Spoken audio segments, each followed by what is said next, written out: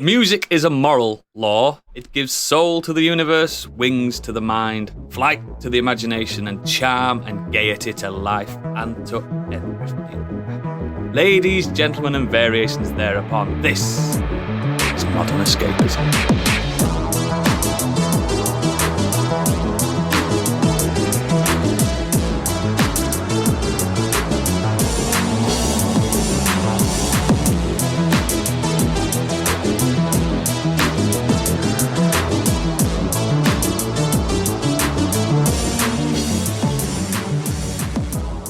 Hello and welcome to the show. My name is Oodles, Greatest Hits Parts 1 and 2. Joining me today, enter the Wu-Tang, 36 Chambers, it's Biggie. I like that. Chocolate starfish and hot dog flavoured water, it's Candy. Oh, will you mind my chocolate starfish? The number of the beast, it's Gadget. Yes, 666 of me. And finally, Good Apollo and Burning Star 4, Volume 1 from Fifth Through the Eyes of Madness, it's Stig. Hello. Just a short little album title there for you, mate. Yep. Album title's longer than the album. I actually, just peek behind the curtain, I was looking at long album titles, and there's one that's like a full paragraph. I thought, no, I'm not going to do that. I'm not going to do it. But before we get into the show, please consider becoming one of our sexy and incredibly cool patrons to help us divide and conquer the podcasting world. Details are in our show notes, but mainly check out our website, modernescapism.co.uk, for more exquisite content and links to everything we do. Oh, all I want now is some news. Give it to me, Biggie. It's Biggie's breaking news. You may already know, but he doesn't, because it's time for Biggie's breaking news. Thank you. Today, the week that was tonight. And all of you Marvel fans will be pleased to know this is a completely Marvel-free news section. Excellent. First up, fucking shit. Moon Knight Season 2, The Midnight Mission. Oh, he had us. And it will have 12 episodes. The season will begin filming later this year in Budapest. And that's a spoiler. Oscar Isaac will be producing. Will be a producer. Me and Stig really like Moon Knight, so... Yeah, I'm well up for this. Bang I'm up well for up for it. it. The way it ended and everything, it's just yeah, got me wanting more. So yeah. This phase is better on TV than it is films. Wasn't the season? I thought the season was supposed to be quite weak, like it really sagged in the middle. No. Maybe watch it and then you can. Or listen to the show. I've got that big we podcasts do. Listen to our podcast. Don't listen to any other podcast. Next. For you non-Marvel fans, Sam Mendes and Armando Iannucci are leading the team behind a new HBO comedy series. It's going to be titled The Franchise. The potential show will be following a hopeful crew that are trapped inside a dysfunctional, nonsensical, joyous hellscape of a franchise superhero movie making. Fucking mint. There you go. Bang into this. Yep. They pull that off. I'll be well I'm just up that. for more Armando Iannucci work. Like, Veep was fucking fantastic. Yeah, but mate, Sam Mendes as well. I mean, Sam Mendes knows his biscuits. He'll do some good work with it, but I just want more of Armando's writing. Yeah. And swearing. It's right for it, though, It's isn't the it? swearing. It's especially the swearing. The subject matter's well right for it. I mean, we've had The Boys, obviously, but just something like this, yeah, well up for that. The anti-superhero shows are occasionally, more often than not, better than the actual superhero ones. So It sounds like they're taking the kind of tack that would be like with Mythic Quest, where it's taking the piss out of the making of a video game, taking the piss out of the making of a superhero franchise, and it obviously just gets stranger and stranger the further they get into it. I'm already predicting one at scenes where they have to recast somebody, and all the hijinks that involves recasting somebody. Yeah, I'm sure there'll probably be a scene where like the green screen goes wrong or something like that, or one of their cast gets injured. Yeah, You just need to just copy what DC are doing. Oh wow! Send cameras to the DCEU offices. Yeah. Like the Writes Office. itself. Next. Speaking of something else that's indestructible, Rockstar Games' parent company Take-Two Interactive has officially announced during its Q1 2024 investor conference that Grand Theft Auto 5 has now sold over 170 million copies to date. If you jump 2 years into the future, 2024. That's what it said. They're obviously announcing stuff coming up for further down the field. That's what it said. But I think it's a typo there somewhere. Yeah, I think it is. Could be. I didn't put that in. But it's done all right, hasn't it? GTA 5, it's done all right. An additional 5 million was sold during the last quarter. Who the fuck keeps buying it? No. I don't know. It's because they keep releasing stuff on it. I told you I bought it in the lockdown. Again. The best aspect of GTA 5, the online one, is like pennies, isn't it, now? You get it for buy GTA. £8 got me GTA 5 and a load of free online, money and shit. Pennies, isn't it? £8. And you great value. If you really want to think about it, it's never ending, really. That's £8 of value. That's mega. Is it it must be the biggest selling game of all time. I think it is, yeah. Yeah, way surpassing stuff like Tetris and stuff. Yeah. Because they always produce kind of newer versions or add-ons or slightly altered versions, don't they? I know Tetris was for a long time, but they were including different versions of that game, yeah. So yeah. It's stupid. As long as it's just called Tetris. We'll count the Game Boy version, PC versions, every other console's versions of it. No, it's not really fair, is it? GTA 5 as an entity, as a sold product, is the best. It's the best selling. And I haven't played it in about 6-7 years. I think I do think GTA 5 is kind of underserved by the fact they never did any story DLC for it. It's all just the online stuff. I believe, I might be wrong, I think there's some really heavy story online stuff now. Yeah, a lot of the online stuff's it's entertaining. Yeah, but it's more the requirement of having to play with other people or play in the online servers and stuff like that. Other people. Yeah. Exactly, yeah. You can turn off people being able to hurt you. Yeah, you can also just have 2 people in your own city, can't you? Yeah. It just seems like a barrier to entry for me. Because I just keep going back to thinking I don't want to talk to people. Well, no, but I keep going back to GTA 4 and thinking the Ballad of Gay Tony and the Lost and the Found. Or Lost in the whatever it was. Lost and the Damned. That's it, Lost and the Damned. They were fucking brilliant. Gay Tony especially. Yeah, the Ballad of Gay Tony was outstanding. Gay Tony's better than GTA 4. Well, true, yeah. Loads better. Lost and Found, where it was set in a lost property section of a supermarket. That would work. You're Paul Blatt all the way through. GTA Blot. Mate, don't fucking give ideas. That's ours. Next Segway combat. The next GTA needs a Segway. You can ride a Segway in the next GTA. Segway combat. Segway racing. Yeah. Just imagine a drive-by on a Segway, like gangster leaning back on it with an Uzi and rolling backwards down the street. A roll-by shooting. The barcode butler. Next. Linking to our last podcast, Prey is the most watched premiere on Hulu of all time, including all film and TV series debuts. And it fully fucking deserves it. I don't know how you even get Hulu. So Hulu's just a streaming service, but it's just in the US. So in the same way that HBO Max is just in the US. So stuff gets put on. HBO Max stuff gets put on now. Sky Atlantic and Now TV here. Yeah. Hulu and Disney Plus tend to be about the same. Oh, that's fine. Yeah. Prey's great. I watched it actually as soon as we finished recording last week. I put it straight on. Loved it. Yeah. My wife liked it more than me as well, which is good. It's rare she likes anything, especially me. And speaking of the streaming service where I watched it, the ad-supported version of Disney Plus will be launching in December. How much December it cost? 8th. And Disney Plus Basic, which doesn't make any sense, will launch for $7.99 per month. So it's obviously launching in the US first. And I'm sure, no doubt, it will come over here. The ad-free is that cheaper version than I'm Disney paying Plus, now? I think it's about £7 a month now, isn't it? £8 now, yeah.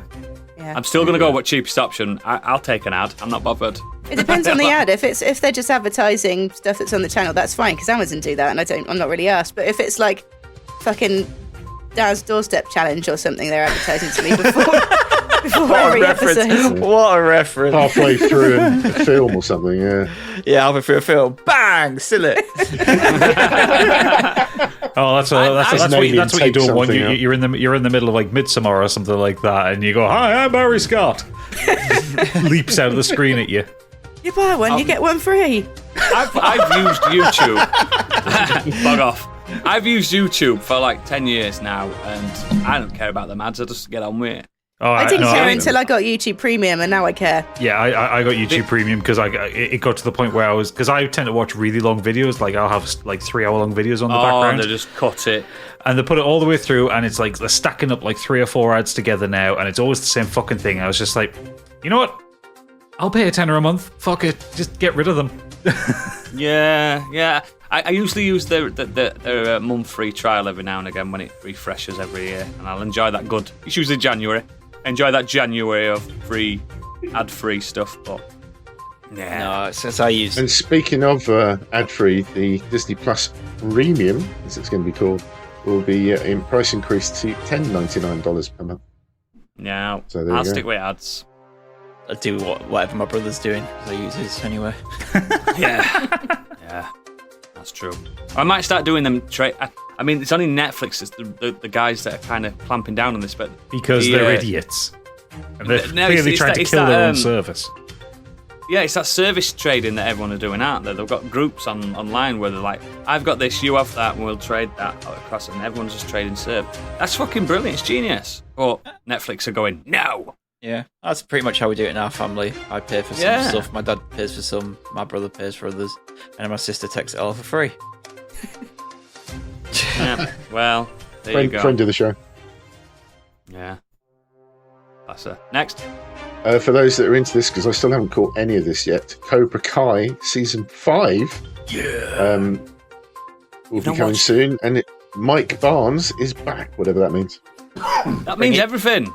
He's the baddie from Karate Kid 3. It means now they have everybody back. Everybody, or someone that played a bit part, or one of the arsehole kids. It was everyone's got come back now. He was the last one for them to bring back. Have you not heard the rumours? That they're bringing Mr. Miyagi back from the dead? Nope. Well, kind of, but not quite.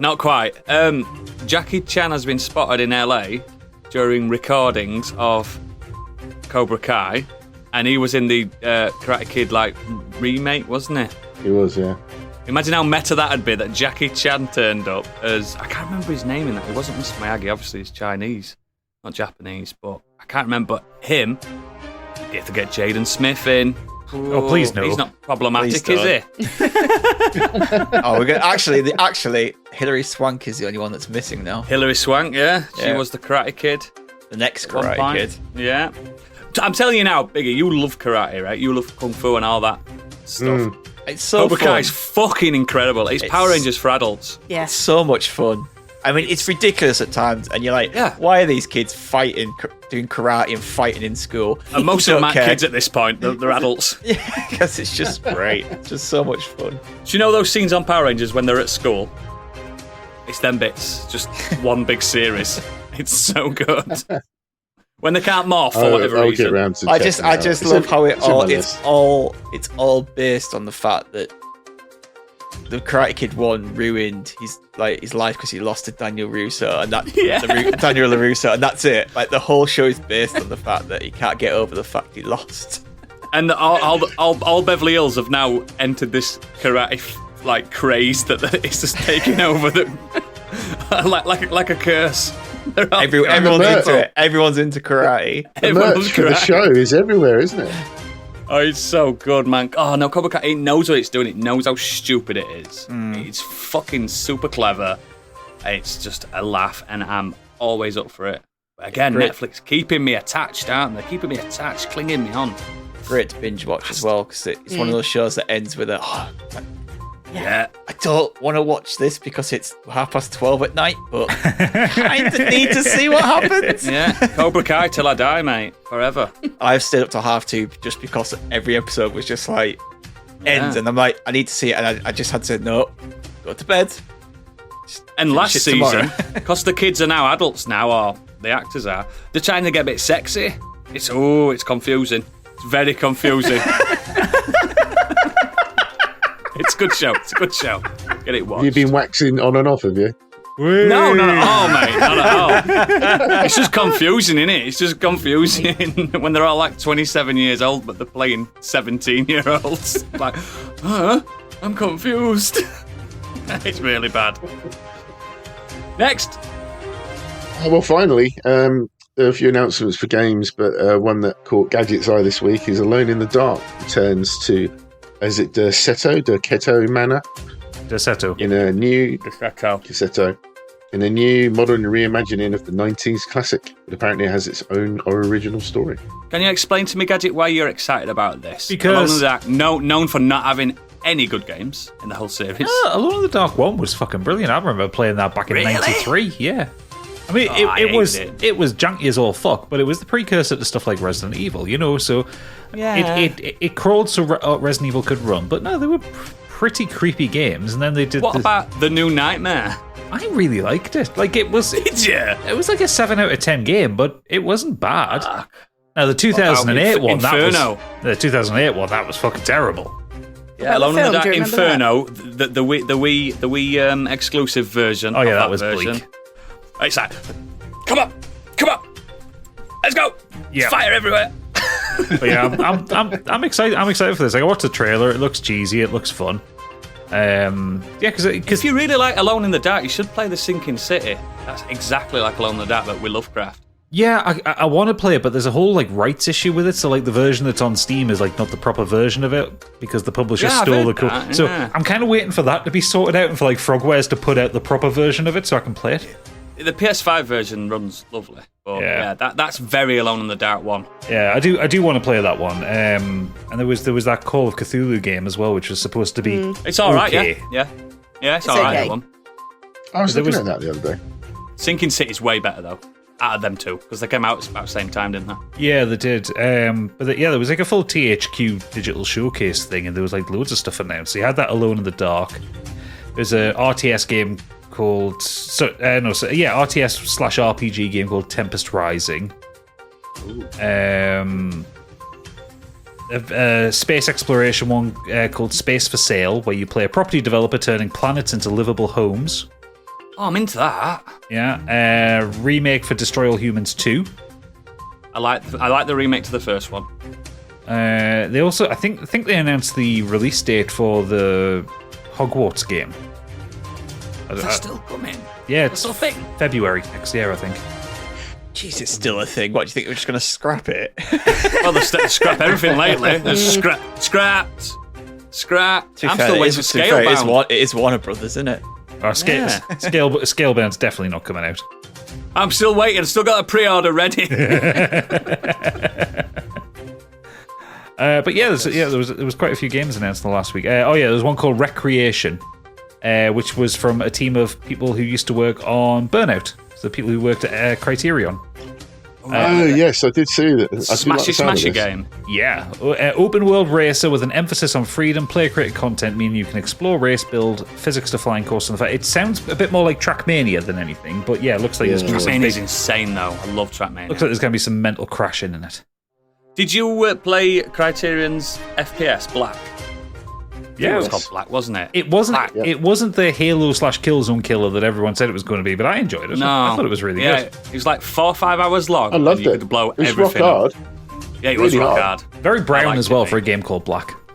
Yeah, it should have been called Brown. But it was that early 2000s brown, wasn't it? I liked it. I thought Black were good, and it felt. The guns were really cool. Like guns felt really hefty. Meaty. Black 2 announced today by us. Black 2, the reblackening. Yeah. Next. But yeah, that's it. So over to you, Oodles, for the entertainment music update. Music's still a thing. Music still exists. It's existed since, I think, spoken languages existed. So maybe even before. But yeah, still going strong. Music. Yay. Everybody knows music started in the year 2000 when Fred Durst said, "If only we could fly." And that was when music began. It is. And ended in the same sentence. Yes. But yes, let's crack on with the Nexus. I'll start because I've done fuck all. Literally, I've had a week of just not really doing anything. I've been getting headfirst into my work. I'm actually playing a game that's embargoed that I can't talk about, and I've been smashing that. It's good so far, but I can't talk about that till next time. I've watched Sandman again. Again.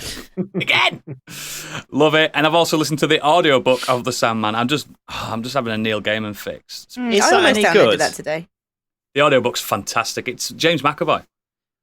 It was mainly just because I thought, how does a graphic novel translate into an audiobook? It's sensational. Neil Gaiman narrates it, so he's actually describing what you'd normally see with your eyes. You know what I mean? That's good. Because I was just, yeah. And he's got a great voice, Neil Gaiman. I don't know if you've ever heard him speak. He has got a luscious voice to listen to. Yeah, I just thought about potentially listening to that before the show had started. I think it'll help. Yeah. I'm enjoying it. I'm only a few episodes in, though. It's just because find the time. When have you got to episode 5 yet? No, I literally only watched 3 episodes. So. Good God. I've also still been playing Xenoblade 3. You know, it's a 200-hour RPG. It's still good. It's twists and turns. But I did something that I've never done this week. I watched a film that Biggie probably loves called Friday. Very old. Friday's great. Yeah. I haven't seen that in years. Chris Tucker and Ice Cube. I've never seen Friday, but I knew all about it because obviously the memes and Bye Felicia, all that stuff, and damn, all that. I knew all that. Everyone knows all that.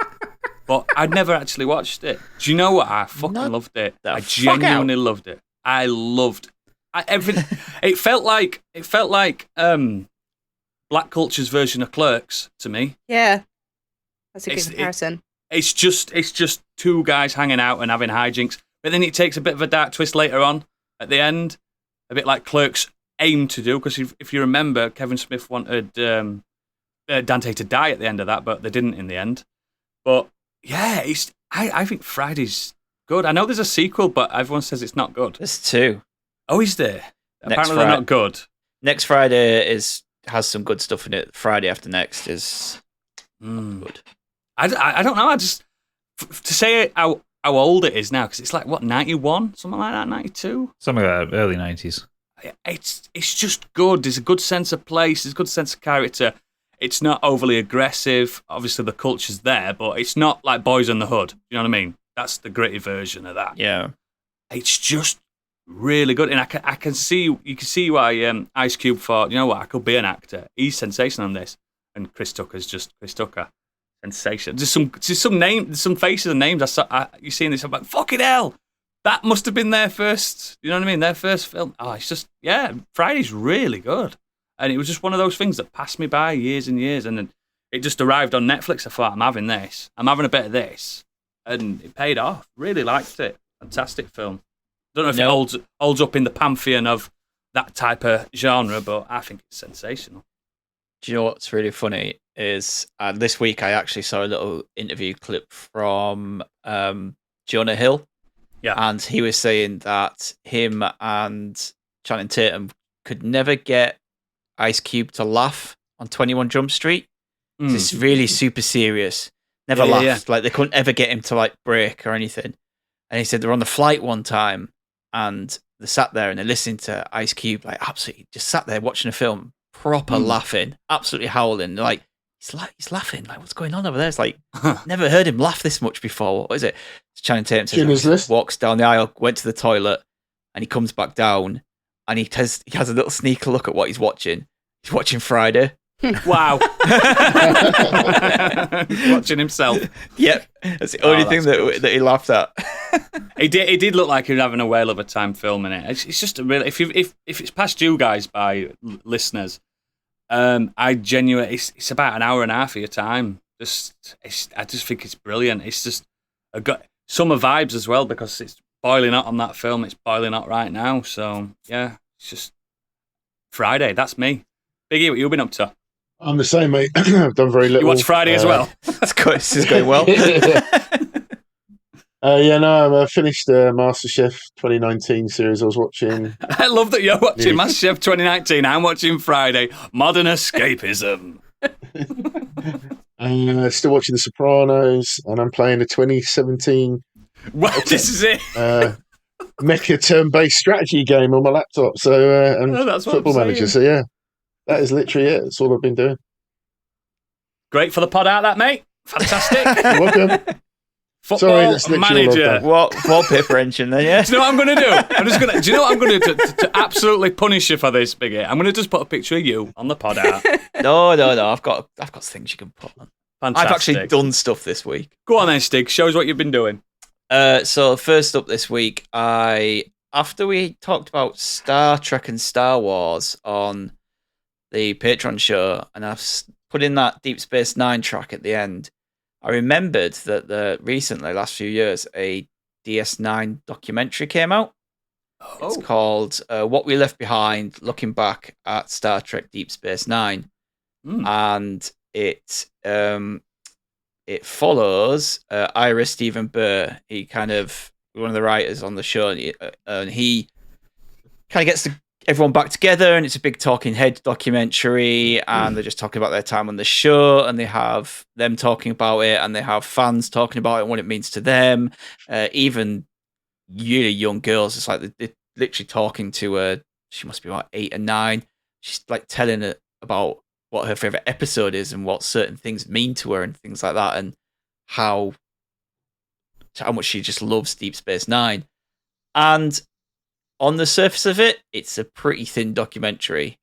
There's not a lot of substance to it. They don't really go into any of the backstage politics. There is a tiny little bit regarding Terry Farrell's departure. She kind of touches on that a little bit. But other than that, it's more just a love letter to DS9. Like, if you really like Deep Space Nine like I do, it's my favorite Star Trek show.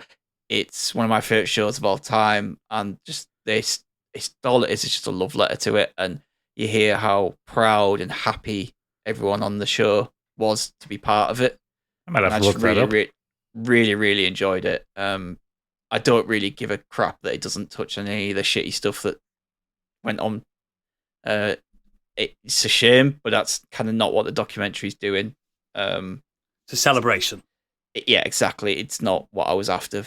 What it did was exactly what I was after. Now, I've been sat watching DS9 clips on YouTube, and I'm like, DS9's so good. Have I got the time to rewatch this again? I really want to rewatch the show, and it just so much out though, isn't there? It just touches on everything that they did with that show is brilliant, and there's a bit where Bashir, I forget the guy's actor's name, but he says Alexander Siddig. That's it, yeah. He said there's all these people out there in Vegas, and they've come to see us, and they love the show. It just took them 20 years to get here. And I sat there watching going, it didn't take me 20 years. I loved you first, Alexander. Yeah, I was there from the beginning.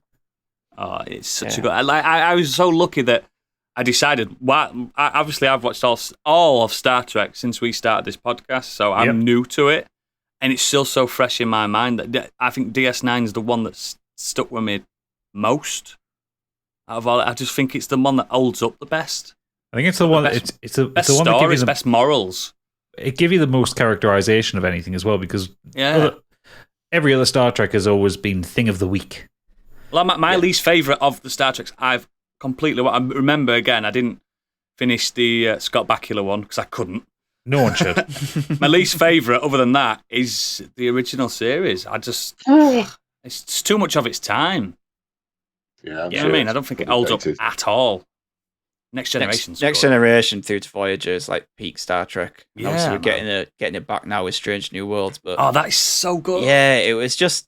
I think it's the most progressive Star Trek. I know things that happened in the original series did push the boundaries at the time, but they are touching on things there, and they bring it up in the documentary. And obviously, they have an African American as captain, and there's episodes that touch on race and LGBT issues and things like that. And they're still relevant to today. Yeah. Like, I think that's why it holds up. They kind of talk about that, kind of says, stuff we were kind of highlighting back then still is an issue now. If still have these problems. And if anyone's not watched it, DS9, and you're a bit scared to jump in, on that which episode should I skip.com, there's a very good rundown of the most important episodes. But with DS9, it's not the story of the episodes, it's the ones with the morals and the dramatic, do you know what I mean, overtures that it's got. And it's really, if you can't stomach it all, just watch the pivotal episodes. So good. I mean, it did things that the other Star Treks weren't doing. Like, it dared to take it into a more of an overarching arc and bring proper war to it, to the show. Dominion War was so good. The Dominion War, it's like they introduced a load of new character, new species, and just... They were in deep space, guys. And the documentary is from 2018, so there is a clip on there where they kind of show the HD remake of the big space battle, which is really cool. Wow. And they pitch an idea for season 8. Oh, if it was going to be. So they sit in the writer's room and they go, okay, this. And it goes, I'm kind of thinking this and I'm kind of thinking that. And it's kind of cool. There's a few ideas in there that would work. There's a few that wouldn't. It's a lot for one episode. If you were to do all that in one episode, it felt like you could get a whole series out of that if you were going to do it. But yeah, please do it. Yeah, please. You had to be bringing back Picard and all that and doing all these things. I never understood why Next Generation got that bigger pull over this. I think it's probably the films as well, isn't it? No, something to do with that. No, I don't know what it is. It was because it was the first one back, because you had Star Trek, the original series in the 60s. So long between. And then you had the films kind of starting in the mid-70s and leading through to the 80s. You were still getting original series cast films while Next Gen was on. Yes, you were, yeah. But when Next Gen hit, and that into DS9 into Voyager, that became basically the thing that saved CBS. I know, because like the money that they brought in on advertising for the last season of Next Generation funded the company's operations for the entire year. That's incredible. That's how big a draw it was at the time. Wasn't there a big thing about the two captains meeting as well? They did, yeah, on the film, didn't they? Which one? Which captains? Kirk and Picard. In Generations, yeah. I thought you meant DS9 because Picard is in the opening episode. Yeah, he is.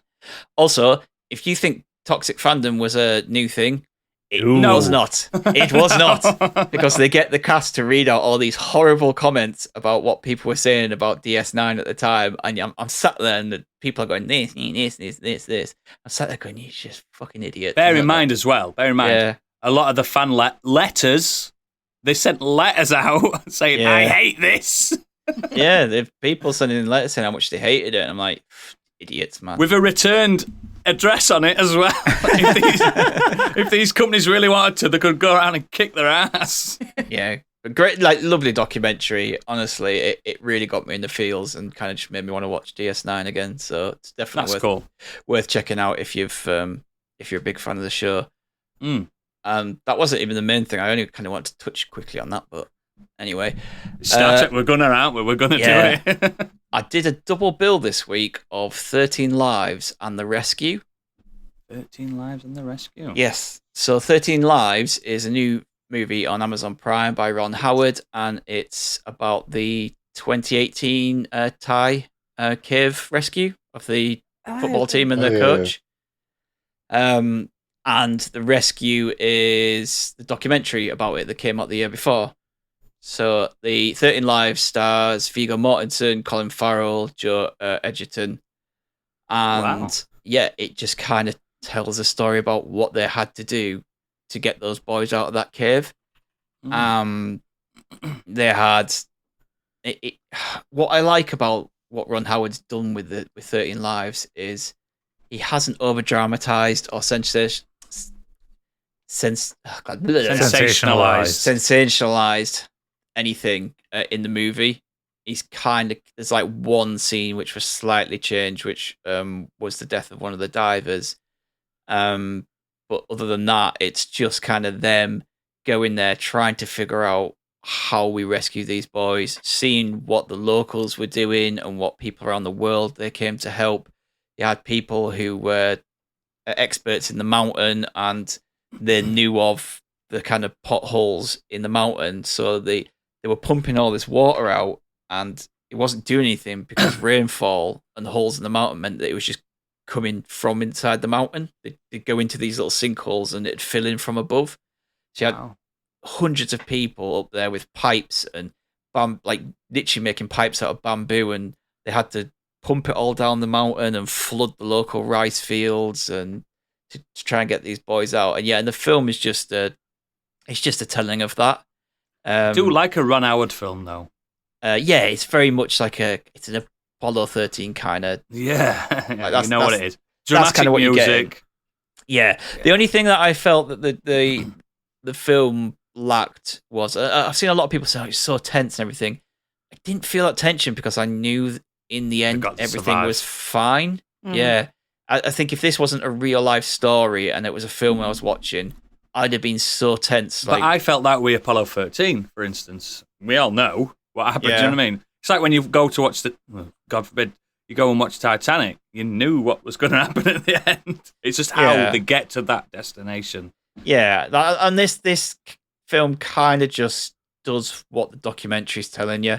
So the documentary, The Rescue, came out, like I said, the year before, and this is a talking head documentary, so it's interviewing kind of the Thai Navy SEALs, the Americans that were there, and the British divers that ultimately got them out, and their crew. And these were just volunteers. Like, the British divers they weren't paid to do this. They were just experts in their field. Just these kind of lives, weren't they? Old English men out, not in the shape of a Navy SEAL, but decent shakes who just do this kind of cave diving for fun. And they had to figure out how to get these boys out. And it's really smoke me a kipper and I'll be back for breakfast. Well, yeah, in a way. He's been nursing that for episodes, hasn't he? He's been wanting to say that. Absolutely. Honestly, I just watched this documentary and it's just incredible. For starters, it's incredible what these boys and their coach did, how they managed to keep themselves alive and safe. Their coach taught them breathing and meditation techniques to try and keep them safe. They're in there for 18 days, I think they were in there. 18 days, something like that, yeah. They were by the time when they found them, they were able to swim back and forth and get them some rations and stuff and some blankets. Yeah, they got skinny though, a lot of them, didn't they? Oh yeah, they were really, really malnourished and just sick. And yeah, but the divers getting there, it was a 10-hour journey swimming there and back. That's how far that they'd gone into these cave systems. These tiny corridors of the divers having to get through. Makes me sick, that stuff. Honestly, the film didn't bother me as much, but when they showed recreations of it in the documentary, you know how I feel about that kind of stuff. Yeah. I can't. That made me feel so uneasy. Yeah, I can't. I'm quite claustrophobic when it comes to stuff like that. But the way they got them out, they had to keep it secret. They didn't tell anyone about how they got them out until after time, because they had to put the boys to sleep. Yeah. Because these boys will not survive because they'll panic. And also, not all of them could swim. Yeah. So it's just incredible. Drag honestly, out, yeah. It kind of gives you a bit of hope for humanity when you see that, just because of the amount of people who volunteered to go over there and put their lives on the line to rescue these 13 people. Yeah, it's one of those rare slices of, we can be good. Yeah, it really leaves you feeling very emotional watching, especially the documentary. The film is a really good film. I really enjoyed the film. Colin Farrell nails it. Genuinely, it's very difficult to tell it's him, just because of his mannerisms and the way he speaks. I mean, you can see it in his face and you know it's him, but it's like nothing you've ever seen before. But then when you watch that film and then you watch the documentary and you're like, he's just nailed the guy he's playing. But yeah, I did that. They're both worth checking out. The Rescue is on Disney Plus as well. So if you've got Amazon Prime and Disney Plus, you can do a double header of each. Oof. Yeah, nice. Excellent, mate.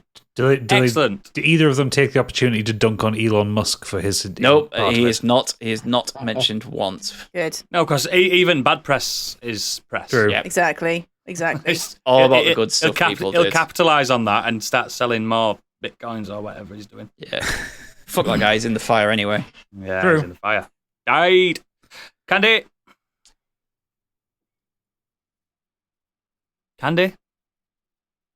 What? Oh, sorry, I didn't hear you. You cut out. Your internet's gone all. Can you hear me? I can now. Yeah. Oh, yeah. But for the listener, I am operating this on 4G technology today because my internet's gone down. That will sound weird because the actual audio that you will listen to will be we're absolutely fine. Me just going, Candy. Candy fell asleep. Candy. Actually, I don't want to keep harping on about Sandman, but I did watch it, and it really is incredible. Those 2 episodes, please. Actually, the first the one episode you told me about, or told us about, sorry. Episode 5 was incredible. Then the episode after that as well. It was a real tearjerker and really good. I've actually downloaded. Yeah, I've downloaded the first volume of the graphic novel on the Kindle. I went to buy it, the hard copy version. And it won't get to me for about sort of 3 weeks. I was like, no, I need to read it now. So I've got that coming as well. Just start reprinting it. Yeah, about to start reprinting it because everyone's like, ooh, yeah, this is good. And that artwork is lush as well. But the main thing I started a game last night. I didn't really know what to expect, other than I was kind of completely sucked in by the artwork and the style, and that is Cult of the Lamb. Does anyone remember the trailer from that game? Yep. Yes. Yeah, they showed it at Gamecom. So it's basically the. I think me and Gadget reacted to it, going, "Oh, look at this!" I think so. Yeah, I think so. So it's the 2D satanic sheep in the Pope hat. Yep. Kind of Nickelodeon, like Powerpuff Girls, Ren and Stimpy style graphics. Samurai Jack looking. Yeah, so that kind of like googly eyes. It looks cool. Developed by Monster Games and produced by Devolver Digital. I've had a lot of fun with this game. Like, I can't put it down. So to sum it up the best I can, it's kind of a hybrid. Like, it's half roguelike or roguelite, half base building game. Like I said, I went in not really knowing anything about it. Like, I thought maybe just a 2D action game. I wasn't expecting to be comparing it to Animal Crossing. So you start as this adorable sacrificial lamb who's given a second chance at life by a character called the One Who Waits, who's a demonic deity. It's been trapped by its fellow gods. In exchange, you have to slay all those other gods who trapped him and build a cult of followers to spread his own word. So to tackle the roguelite part of the game first, you're presented with 4 doors, each needing a different number of followers in which to enter. Each of them having one of the gods kind of behind it as a final boss. And inside you have like several kind of randomly generated stages. You can choose your own path. So you'll get a small clue what you'll kind of be rewarded with. So it could be sort of new followers, new supplies for your camp, or enemy. You can collect enemies' bones to do to later perform as rituals back at camp. And they're called crusades when you go sort of dungeon delving. Each crusade takes about 10-15 minutes-ish. That's not long, is it, for a... No, it's not long at all, but I'll go into why that's not a bad thing in a minute. Because it rewards you basically with new followers or new inventory to go back to camp. The reason behind collecting more and more followers is what they'll do. They'll worship you, and the more time your followers spend worshipping, the more you kind of receive as HP to sort of level up. So both your character and your camp have a leveling tree, and you have quests that take place both in the camp and on the crusades as well. Taking care of the camp is more like the Animal Crossing part of it. So it's what you would imagine. So you're looking after your followers by feeding them. You've got to keep the camp clean. there is a lot of shit to shovel. You're shoveling shit. You either have to murder or re-educate the non-believers if their faith gets too low. You can perform rituals and sermons to keep the faith a bit higher.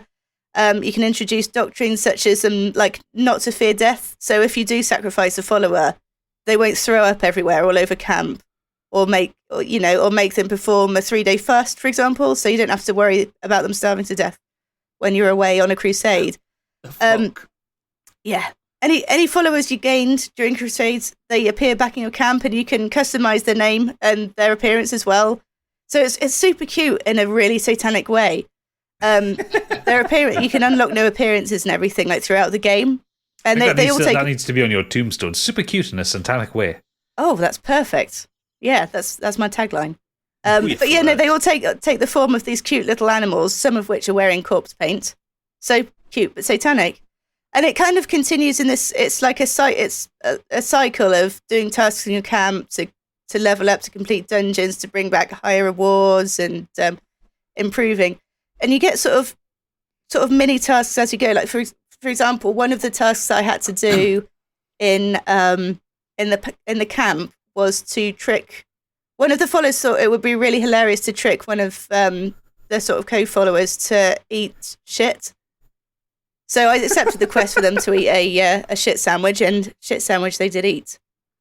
But it is quite it's a no-brainer really. It's quite a chill game, but it's one that I can see myself sinking a lot of hours into. Like I already have. Like I said, I downloaded it yesterday, started playing it about 9 o'clock last night, and I've probably put about 10 hours into it already. I've heard it's only about 15 hours long. I think it is. Yeah, it's quite hard because it's only been out a day. It's quite hard to find actually that much information about how long it actually is. Like, I don't know if that would be the main quest or if that's like... That's the thing with these type of games. Yeah. It can just the narrative's that long. Yeah.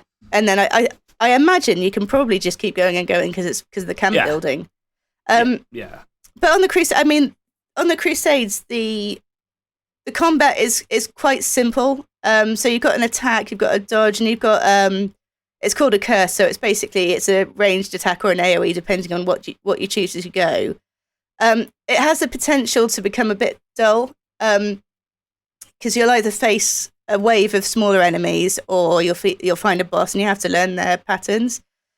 But it's almost like you're kind of encouraged to finish the Crusades as quickly as you can anyway, because life's still carrying on at your camp. So whilst you're away, your followers are getting hungry, they're pooing everywhere, or they'll even like die of old age if you take that long.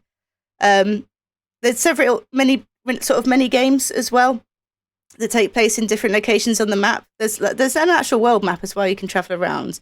I found 2 of them so far. So I've got Knucklebones, so you can bet some money on it. Or there's fishing, just like Animal Crossing. So you can fish for food for your followers or just chill and just fish. Oh, yeah. That's another thing. You can collect several recipes for your followers and cook them at camp. They've all got different bonuses and sort of debuffs and whatnot. So you can make them a really nice meal so that they'll be really happy. But at the same time, you can make them a really horrible meal that it'll say in the stats that it will cause them to shit immediately. And whilst that's gross, you do need to collect the poop to then fertilize the plants to grow new berries. So it's pretty fun. Circle of life. Yeah, absolutely. So I think science the shit out of it. Hey. So I think some people will probably judge it as style over substance without actually playing it. Like, it does look pretty gimmicky, and that is why I fell for it, kind of thing. But actually, like, there's a pretty fun and pretty charming game that did take me by surprise. And good reviews, though, isn't it? It has, yeah, and I've only just been reading them today. It's £20, because people have been saying it's about 15 hours. It's not like, I'm not unhappy with spending that amount of money. Like, I think £20's worth it for about 15 hours. That's fine. Hey, look, Resident Evil 8 was 10 hours? Yeah, £50. Yep. But don't feel bad about that. I love that. You know what I mean? I love that game.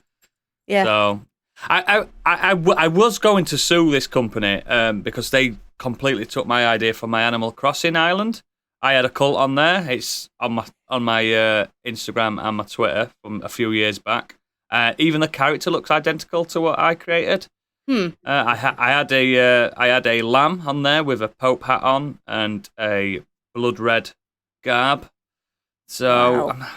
But now you said it's a good game, I'm probably not going to sue them anymore. But I am glad. And plus, I went back to that island about 2-3 weeks ago because I've not been on it for like a year. There's fucking tarantulas everywhere. It's fucking insane, that island now. It's just death. Everyone's like packed up and left. The cult is no more. They've come to mine. Yeah, probably, yeah. Excellent. Cult of the Lamb. Into it. I might get that. Gadget, you're the last one. I am. So, because I've been busy this week, it has been a bit of a quieter week, but I do have things to talk about. So, today Taking notes there, Biggie. Taking notes. Busy week, but still got things to talk about. Today I rewatched The Fifth Element. Of course you did. Because it's a great film, but also because I'm going to be talking about that on 100 Things We Learned About Film. Oh, name drop. Yeah, I completely forgot to name drop my episode. And then I was like, shit. And then I thought, I'll do it again this week. And then that didn't happen. I was like, shit. So yeah, go back 2 weeks. I was on there with Tommy Boy. Just listen to that show anyway. It's a great show. Yeah, it's a great show. But yeah, so I really enjoyed watching it back. It's one of those films, it's like a comfort film for me because it was something I loved in the 90s. And it just follows me out. I watch it every couple of years, and it's a vivacious looking film. It holds up massively. Yeah, well put together, well acted. Chris Tucker's incredible in it. But when I was kind of doing the stuff for the facts, and I don't want to kind of like talk about too many things about it because I'm going to talk about it on their pod, but I didn't realize that the language that Lilu speaks is a full language. Yes, Luc Besson wrote it. There's dictionaries out there for it. Yeah, that's what I'm about to say. I've seen this little pocket dictionary of it. Yeah. I thought that was impressive. Dallas Multipass. Yes. I've been continuing my journey in Sekiro, and I'm not far from the end of it, actually.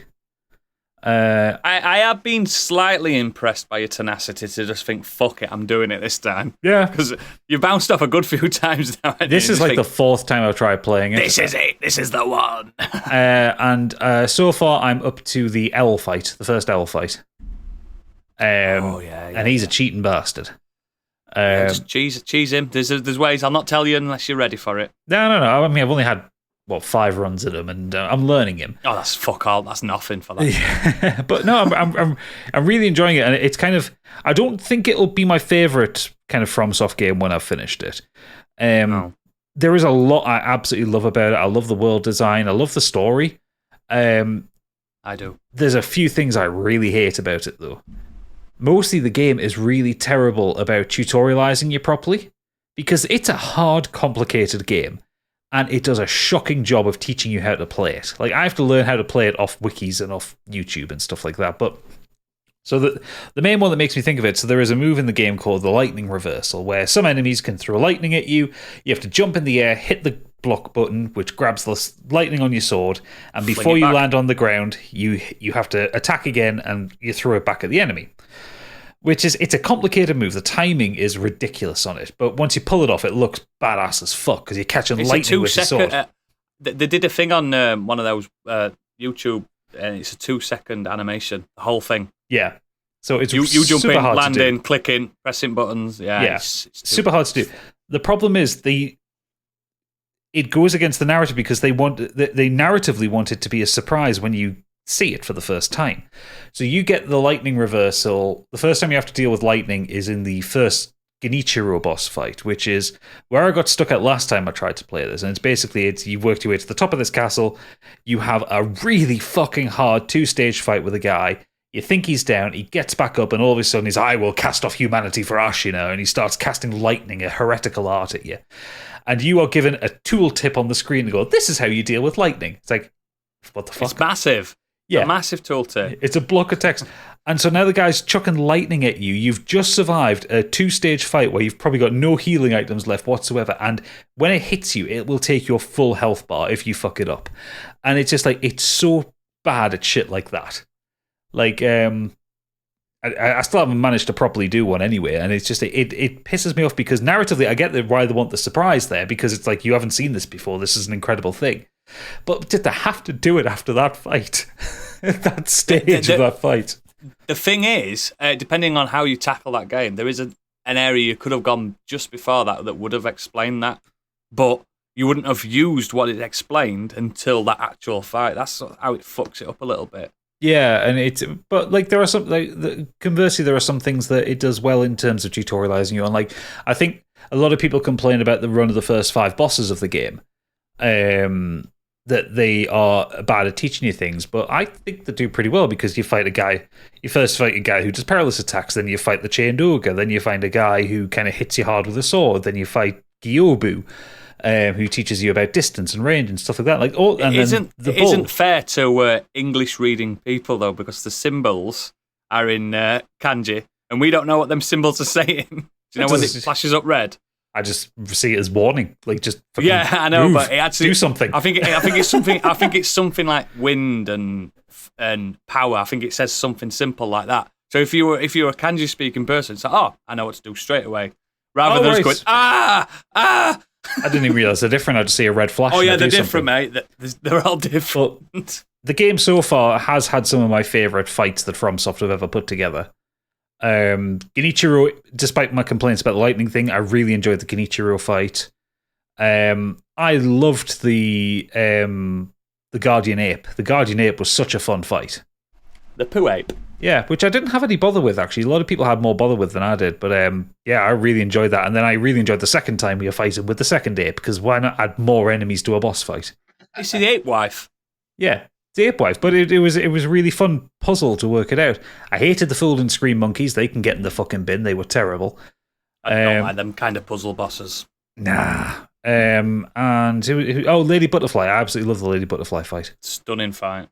So yeah, I'm really enjoying. And the main thing that I'll get to is kind of related to it because so I had to drive to the South Coast and back again this week which is 15 hours worth of driving. Is this the last time though? Last time I've had to do it, yeah. So I decided while I was going down there, get me podcasts on, and I've been listening to Bonfireside Chat, which is a podcast about the Souls games.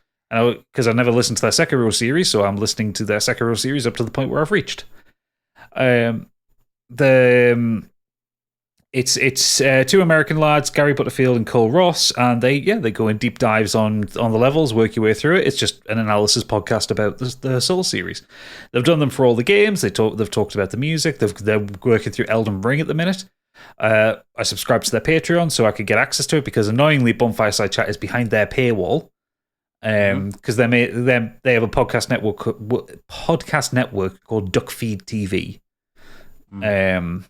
And they have loads of shows like Watch Out for Fireballs and Abject Suffering and shit like that. Watch Out for Fireballs is how I discovered them. Yeah. I think it was in the day. I've never enjoyed Watch Out for Fireballs. I just like Bonfireside Chat because they've got really good analysis of the Souls games, and I love them. I love the Souls games so much. They read out one of my feedback things on the Dark Souls 2 way back when, before Scholar of the First Sin, and they were howling at what I've fed back to them about the Forbidden Woods, the Fog Land. Shaded Woods, that's it. Oh, God. That just feels like 10 years ago now. It's probably not that far off, to be honest. I mean, Dark Souls 2 was 2014. Oh, 8 God. years. Oh. That makes me sick. Yeah.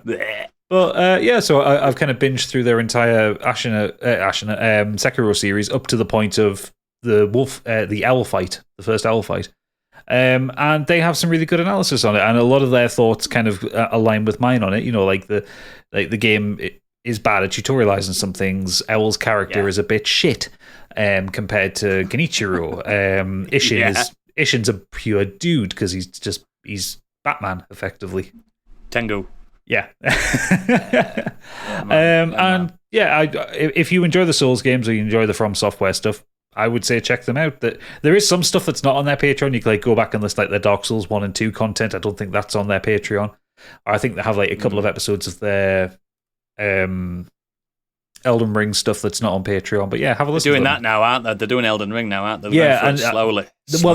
Well, they're kind of struggling with it because with the previous games, they just talk about a level or an area. It's kind of hard to do with Elden Ring because it's so fucking broad. I think they had 4 episodes just on Limgrave, just because there's so much in there.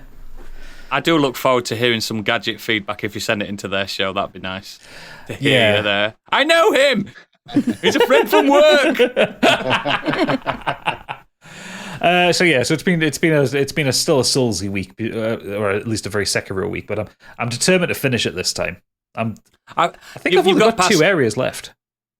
Two big areas though. I've got Fountainhead Palace and then the Divine Realm. The mop up. You've got the mop up as well. The big mop up. Yeah, and I'm determined to get like the super good edit because I know what the endings are. I want to get the Dragon's Return one. Oh, so, you've got a tough boss on that one then. Yeah, I know, because I've got to fight the Demon of Hatred, don't I? Worst FromSoft boss they've ever done, in my opinion. It's if you watch a speedrunner do Demon of Hatred, it's sickening. Oh, I just made him jump off a cliff. I'm not fucking about that shit. I'm not fucking about that shit. But yeah, that's my week. Excellent. The listener has been waiting with bated breath to let Stig loose with... let me just say, behind the curtain again, Stig's put a lot of effort into this main topic this week. The man has been on Spotify all week, curating. Wow. So take it away, Stig. A lot of effort in just adding songs to a Spotify listen. It takes hours. Making sure you all listen to them. Absolutely. More effort than we normally put into this shit show. It's like been like homework this week. Last 2 weeks have been proper homework. Candy says she likes it though. Listening to an album, reviewing it, and now have to then listen to these songs. So what we're going to do this week for our next up in the music month is we're going to create our own compilation album. And to do this, we've each chosen 5 tracks. We've chucked them into a Spotify playlist. We've been listening to those tracks. And we're going to have to whittle it down to... Gadget suggested 12. I'm not sure if that's a little too harsh or not. I would personally say 14, maybe. I like a 12-track album, though. 12. I mean, we could have 3 each, maybe. No. And then... we might end up with none. I might end up with none. That's the whole point. This isn't about... It's not about choosing 3 from you, 3 from here. It's like we have to decide. I mean, I'm not going to end up with none, but you might. So... Ooh, confident. Jesus. Wow. I know Biggie's going to go straight for Oodles as choices. I don't know. Fight you. Particularly one. Anyway, yeah, well, you put a safe one in there, Candy. Put a couple of safe ones in. A couple of safe ones in, for sure. It's because she's a coward. Yeah. No, but anyway, I genuinely do like... Anyway, so continue. So what we're going to do, we're going to go through these songs. We're going to kind of do little reviews on what we think. We're going to hear people's opinions on them. We're going to make this album, and then right at the end, we've got a few listener ones that we're going to add as bonus tracks. So no listener feedback this week. That was the feedback. Gave us songs to listen to, and we're going to choose from their songs. Shall we go through what everyone chose first? Yeah. Yep. So, Oodles, do you want to tell us what you chose? Yes, absolutely. I chose 5 lovely songs. The first one I chose was We Got the Moves by Electric Callboy. Love that song. Then I had to put my boyfriend in, so I've got 1390 by Andrew Garfield. Then I put Kingslayer featuring Baby Metal by Bring Me the Horizon. Sorry, put my teeth in. And Lorna Shaw, To the Hellfire. And Aha, Take On Me. Lovely. And myself, I did Elvis, If I Can Dream, Coheed and Cambria's No World for Tomorrow, Joyner Lucas and Eminem, Lucky You, Local Natives, When Am I Gonna Lose You, and David Bowie's Starman. Ooh, next to submit some songs was Biggie. What did you put in, Biggie?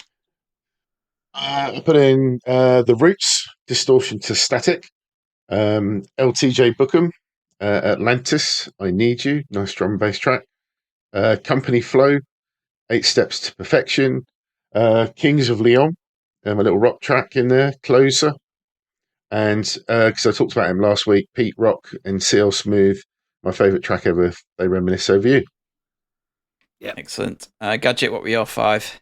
Mine were Born to Run by the boss himself, Bruce Springsteen, Birdhouse in Your Soul by They Might Be Giants, All My Best Friends Are Metalheads by Less Than Jake, The Evil That Men Do by Iron Maiden, and Sultans of Swing by Dire Straits. Excellent. And finally, Candy, what were your 5? I had Prodigy, Firestarter, Foo Fighters, The Best of You, Ramones, Pet Sematary, Black Rebel Motorcycle Club, Best of You, and Madonna, Like a Prayer. So not Best of You, sorry. Beat the Devil's Tattoo. Beat the Devil's Tattoo. It's 1,000 degrees, by the way, if anyone's listening. Yes, I'm sat in a vest because it is warm. Right, so first off, I want to know one track that you are going to keep, you'd love to keep from everyone. So not one from your own, like it doesn't have to be from everyone. So Gadget, you just have to choose one track that you would definitely love to be in there from someone else's list. Right, from someone else's list. Okay, yes. So, I mean, there are a lot of good ones in there. I think the one that kind of maybe jumps out most to me would be one track. Okay, I'm going to go for No World for Tomorrow by Coheed and Cambria. I really, really like that track. It's weirdly the first time I've heard that one. I don't think I've listened to that album yet. Oh, come on. But it's like I was listening to it when I was mowing the lawn today. I was just like, oh, that's a fucking banger.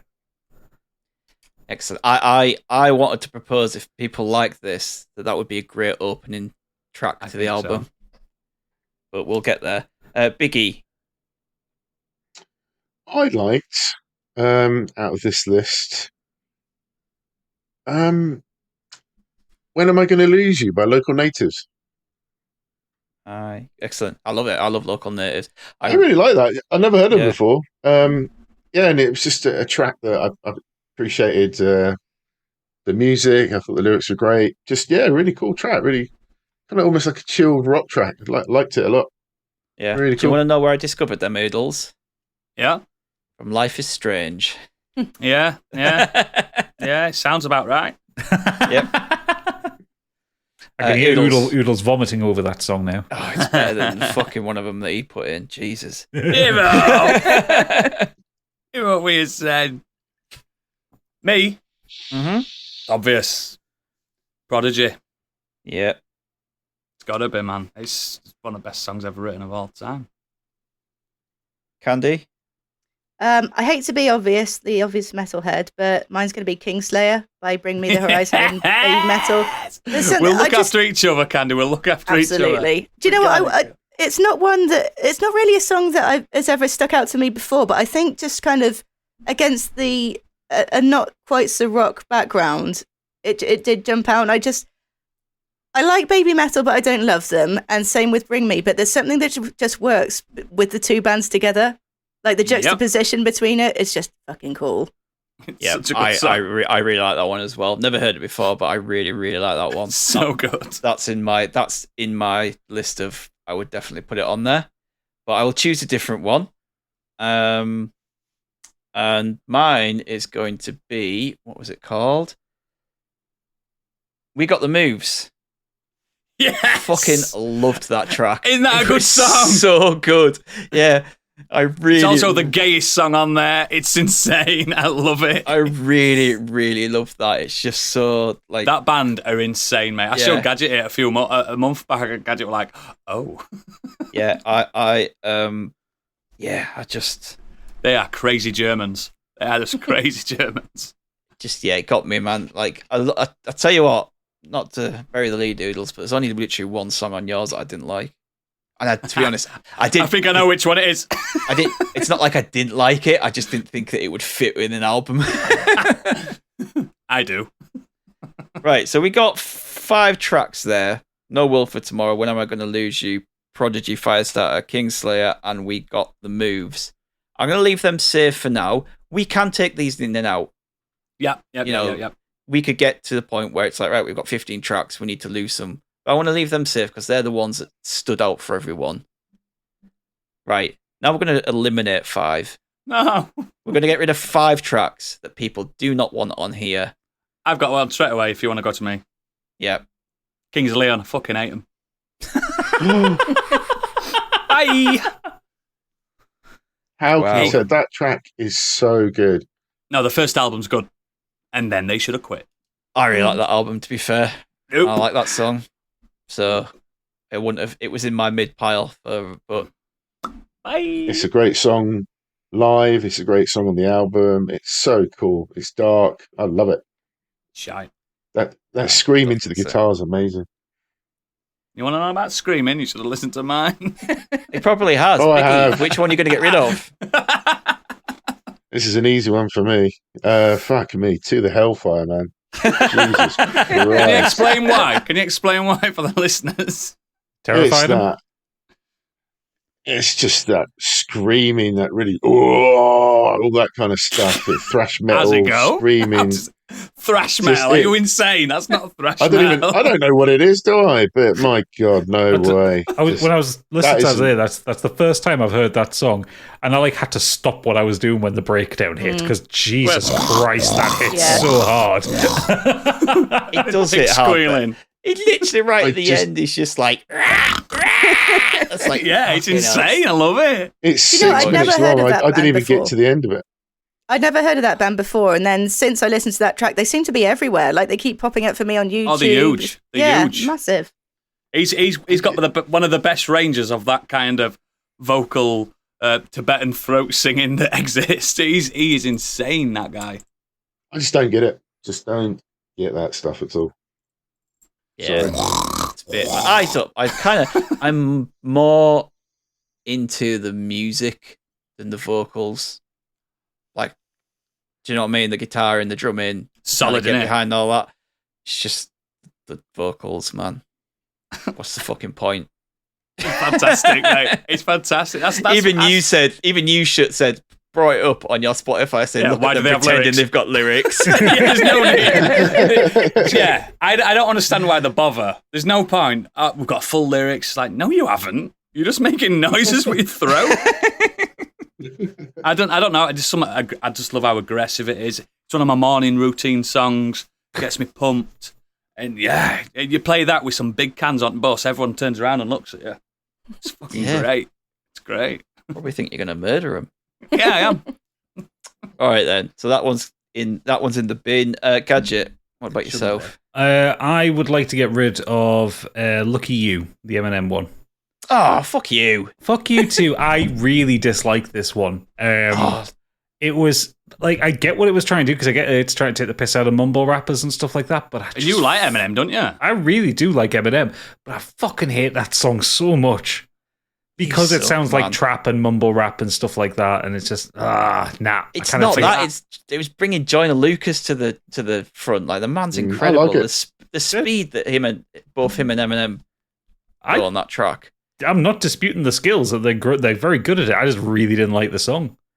It's also one of those like rap songs that you get occasionally, often where it doesn't have a hook or anything. Like, it doesn't have something for me to kind of connect to. Doesn't have a proper chorus or anything, or something that just... Tea's gone cold, I'm wondering why. That's what you're into, isn't it? Yeah, but no, I just really, really dislike that song.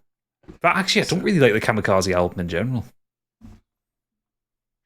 Ooh, hot take. What about yourself, Candy? I'm going to upset a few people here. I think you, Stig, and definitely Noodles, but I'm going to get rid of 3090 by Andrew Garfield. Give up! I know. I like him. I do like musicals. So it's not that. It just kind of encapsulates everything in musicals that I don't like.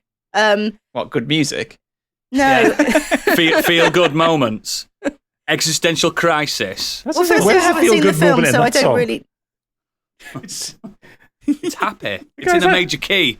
It's in a major key, but the guy's having a shit about turning 30. Yeah, so have I for the past 5 years since I've been 30 odd. That's what I'm saying. You don't even know how old you are. Your age changes every time you talk about it. 30 odd. 30 odd. It's fine. It's fine. It's you want to get rid of Kings of Leon closer and keep him weak Spider-Man. Just... Fuck off. Yeah, no, he's the best like Peter Parker. I said I do like musicals. But there's a certain type of musical where they just go a bit. It's just a little bit too kind of. I don't think hammies. I think it's sort of ritzy, glitzy, jazz hands kind of thing. That's what I don't like. And for me, it was kind of like to the point where it was almost reminded me of a song from the South Park film. You know, where they take off Les Mis and everything. Not having it, mate. Not having it. I know. I'm sorry. I had you on the last one though. You did, mate. You did. I'll not forget. Oh, do you know what? That's upsetting, because I had that song, Noodles, just actually leads perfectly into When I'm Gonna Lose You. It does, doesn't it? Because I did it on shuffle. Yeah. Some songs just led into whatever, and they just led into each other really well.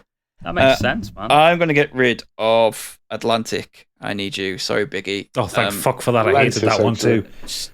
That's one of the worst in my opinion. I like some drum and bass stuff, but I just couldn't get into it. Mate, I really couldn't. I'm sorry. 6 minutes. Me listening to that is it's even got bongos in it. No, but Biggie, me listening to that is what you were like listening to Lorna Shore. I had nothing to grip to. I had nothing to cling on to. It was 6 minutes 34 of the same fucking beat. awful. I'm really glad you didn't give me that LTJ Bookham album that you were suggesting for the last one. Jesus Christ, I would have thrown it back at you.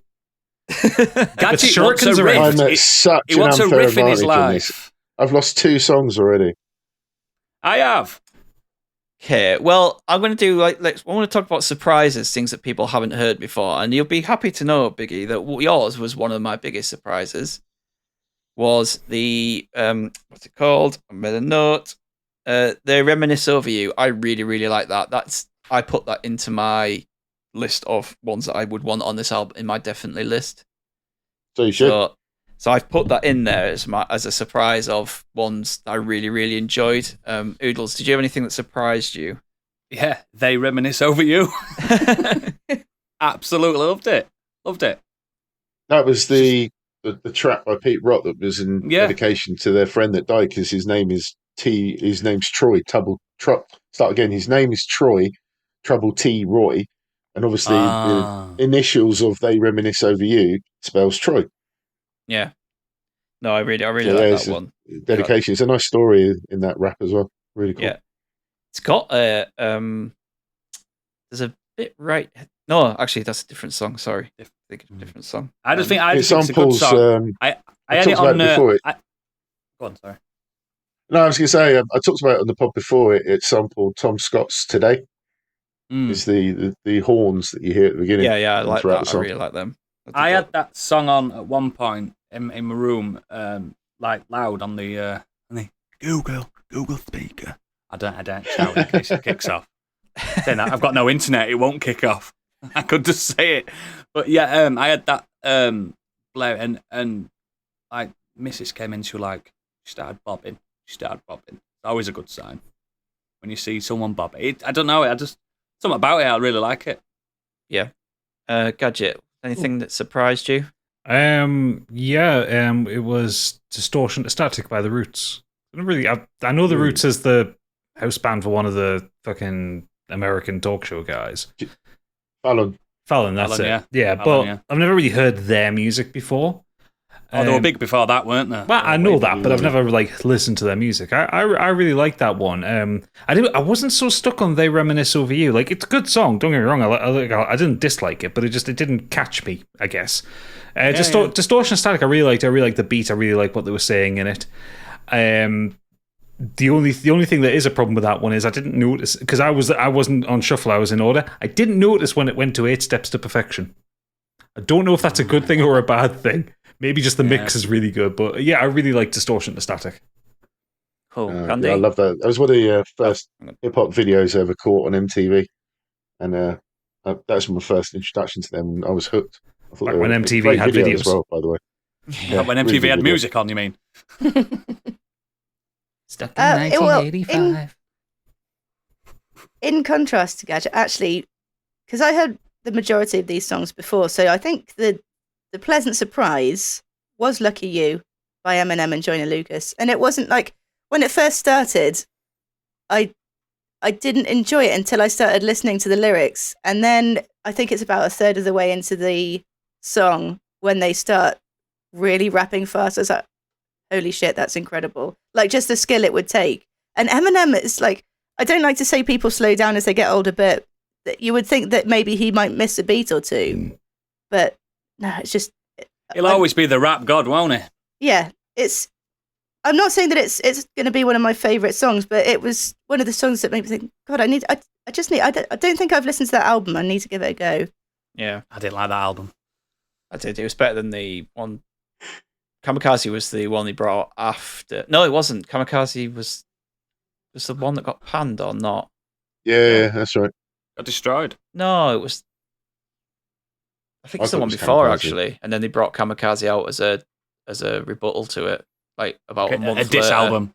Yeah, and then Music to Murder By is the one after, which is very good. Music to Murder By is great. Really good. You should just check out Joyner Lucas. Biggie, you should check out Joyner Lucas. He's fantastic. Yeah, you sent me links. Yeah, I've heard some of the stuff like it. Really got to listen to that. Things I've Seen is an incredible song. It's not on Spotify because apparently lost the rights to the sample on it, but you can listen to it on YouTube. It's an incredible song. Biggie, anything that you didn't know that surprised you? Yeah, it was Candy's choice. Beat the Devil's Tattoo. Black Rebel Motorcycle Club. I like that. Gave me real Kasabian vibes. I don't know if you would agree, but yeah, I had that on, and it's naturally been added to my rock list and stuff like that. So yeah, I really like that. That was really cool. Biggie's infamous rock list. Hey, no, I agree. It's open to interpretation. Everyone likes music, so yeah, I do think it has a Kasabian feel to that. But you know, Black Rebel were around a long time before. I'm sure. Pretty sure. Oh yeah, God yeah. Right, so we have 5 there that we've kicked out, 5 that we want in. We've got some surprises there, which we think people might like on the album. So how do we decide what else we want on there? We really need to figure out 7. I thought you'd ask something along the lines of ones that we personally think like shows off our host's taste, like. Oh, that's definitely a Candy. Oh, that's definitely a Biggie. Do you know what I mean? That's how I thought we should do it. Well, I mean, we've gone through them all now, haven't we? And it kind of does show off everyone's taste. I tell you what, I'll open it up to the floor for anyone who wants to talk about a certain track and why they think it should be on the album. I mean, you could talk about one that you've picked yourself or one that you've not. First off, I think Best of You, Foo Fighters should be on there because I was going to choose a Foo Fighters song. I was going to go with Everlong, but Best of You is absolute cracker. I could just say, for example, if we had No World for Tomorrow, you finish that, and then you kick into Best of You afterwards. Like, it's just such an anthem. It's such a good feel-good song to sing along to that I'd be well happy to have that on there. Yeah, I have no complaints with Best of You. I think it's a classic. So do that. If people agree, if we get a majority, do people agree we should put that on there? We can come back to it when we've got a list and we can kick some stuff off. And I'm not going to kick Foo Fighters off anything. Exactly. It's not going to happen. It's not going to happen. I want to absolutely pitch. We Got the Moves. It's just my jam. It's my jam. Oh, don't worry. That one's in. Oh right. All right then. Take On Me. It's a classic for a reason. It's amazing. It's again just sensational pop banger from the decade that released banger after banger. And who doesn't like Take On Me by a-ha? I know it's overplayed sometimes, but if it creeps up into a playlist that you weren't expecting, you're like, oh fuck, here we go. I did enjoy singing along to it. Yeah. Enjoy singing along to it. And I like the video as well. I thought the video was really cool. And it's a great cruising down the motorway song. You're not bothered if you're singing. You can't hit them high notes. It doesn't matter. Not a single person can hit those high notes. I'll show you in person. I can. And it's just one of those fucking songs. You just want it. You just want it on it. And I know it's an obvious one, but I picked that as the juxtaposition to Lorna Shore. They are complete, total opposites. You know what I mean? Just a bit. Just a bit. And that's how my brain works, so I do like that. But yeah, it's got to stay on. Come on. Candy didn't seem too keen. She don't like it like that. One of my favorites, but it's fine. It surprised me that was the choice. Why?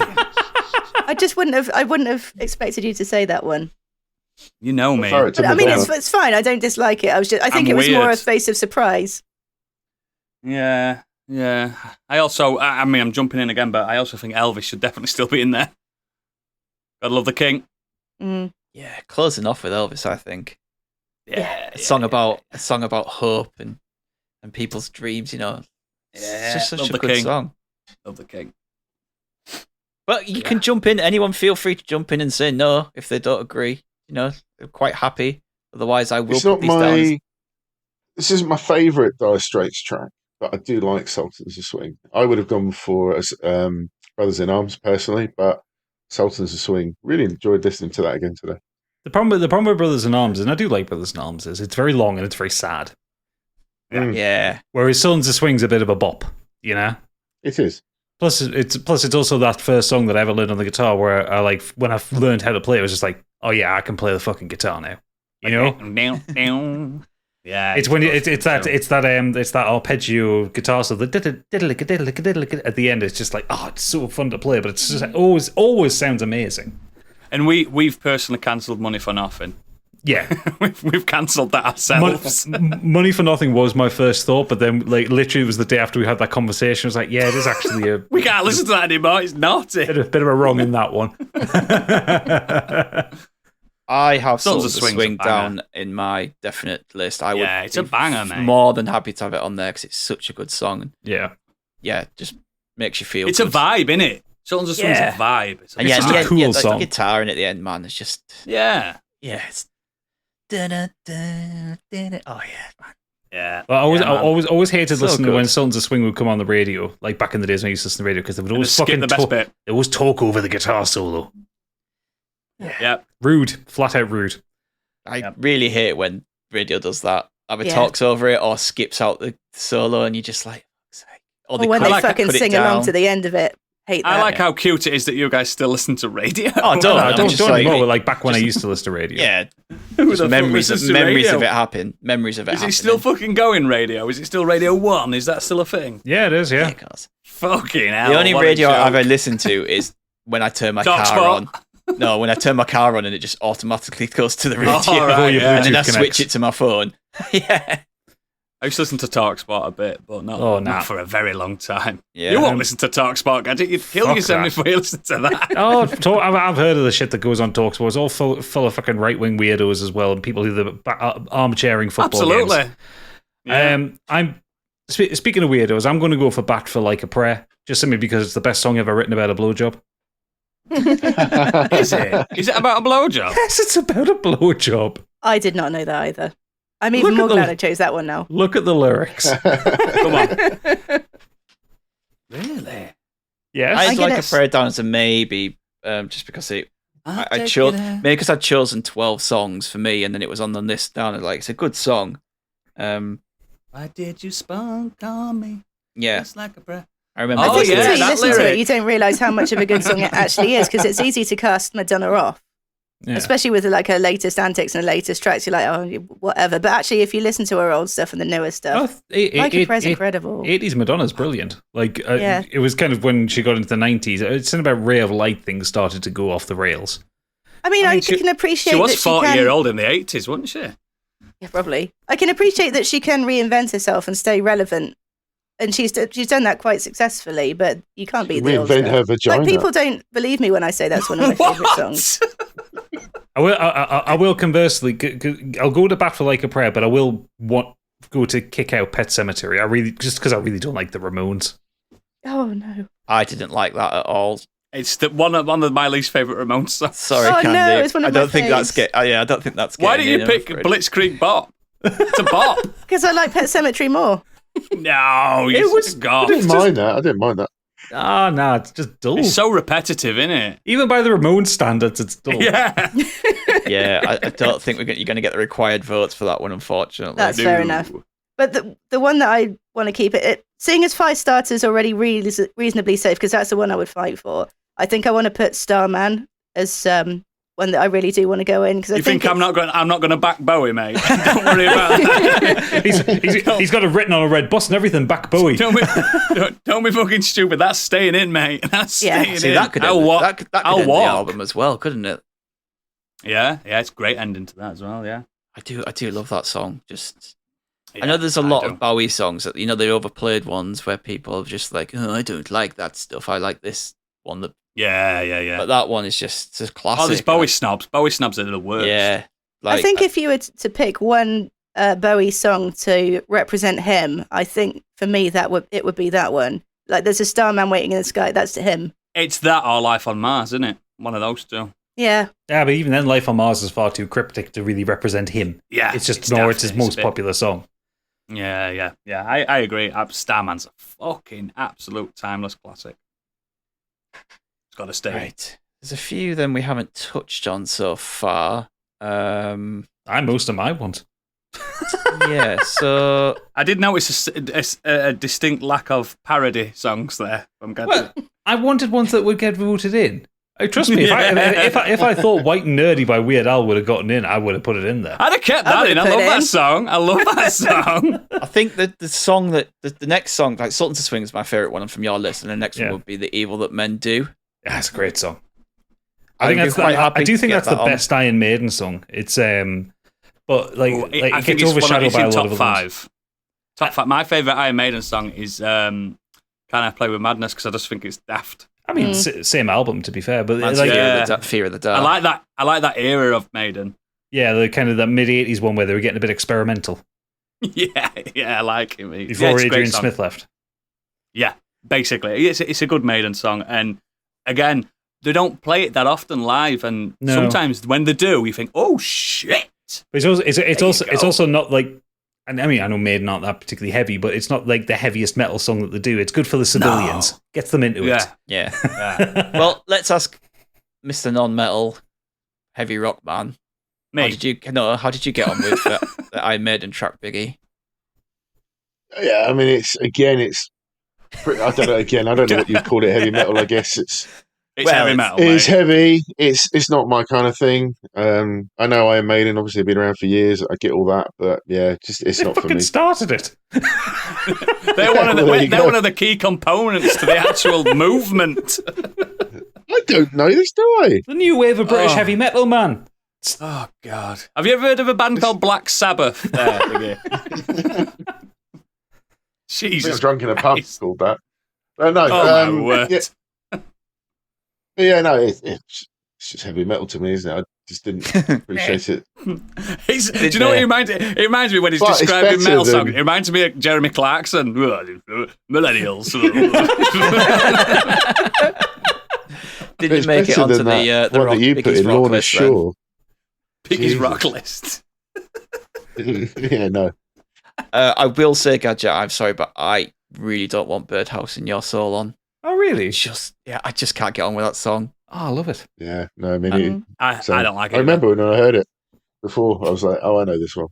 It'll be stuck in everyone's head for 2 weeks as well. I know, but it's great. It's the best song ever written about a nightlight. Yeah, I've never been into that song. I've heard it loads. I've heard people sing it karaoke. It's just, I don't know. There's something about it. It's just, I don't know. I'm not into it. No, I don't. Fair enough. I've got 2 in so far. I'm good with that. Yeah, you have, mate. You got to keep Born to Running though. That's an absolute anthem. Mate, I'm not kicking the boss out. Ah, well, you'll get fired. I fucking love the boss. If you kick the boss out, he'll come to your house and he'll record an album slating you. I know he will. Which he'll then tour and play with 400 of the songs. I love Bruce Springsteen, and he shows that you can be absolutely piss paralytic drunk and still do a concert. He knows how to do it. I think he's sobered up now. Oh, now he has, but then, mate, fucking hell, at the beginning of that song, he's recording it, he's pissed. Yeah. Because he's giving it... He's fucking hammered. I guess there's a weird sexiness to that song. Like, there's something about it that I always just like the sound of it. Strap yourselves cross my engine. Something like that, yeah. Ooh! The tragic romance of being dickheads wanting to get out of a small town and crashing your motorbike, you know? Yeah, I fucking love that song. That is an anthem. That used to be played at one of Leeds United clubs that I used to go to, one at pubs, and yeah, Born to Run gets even Leeds United fans up. Also, greatest saxophone solo ever recorded. God bless Clarence Clemens. Yeah, mate, sensational. Love it. I'm staying in. I'm not bothered. I'm not really into Bruce Springsteen that much, but I kind of, democracy and all that, if other people would want it in, I really want to bat for it and get it in there. Perfectly fine with that. Like, I'm not. Should have been Philadelphia. No, mate, I think it kind of depends on you here, Candy, because you've got 2 nonplussed and 2 people who love it. I hate to do this, Gadget, but I'm not that asked on it. Fuck's sake. Rude. Just flat out rude. Gadget, we'll go listen it together, just me and you. Fuck 'em. Fuck 'em indeed. Right, I want to take back my recommendation for Madonna there. Yeah. Sorry. Why don't you bring back Lorna Shaw for me, and I'll bat for your next one. Right, so we have 10 definites here. Okay, I like Stig working. I like to see his working. I've been working it out, but not only have I been doing this on a notepad, I've been doing it on a modern escapism notepad. See that? Oh. Available in our shop. Brand synergy. Exactly. You find that on modernescapism.co.uk. Yep.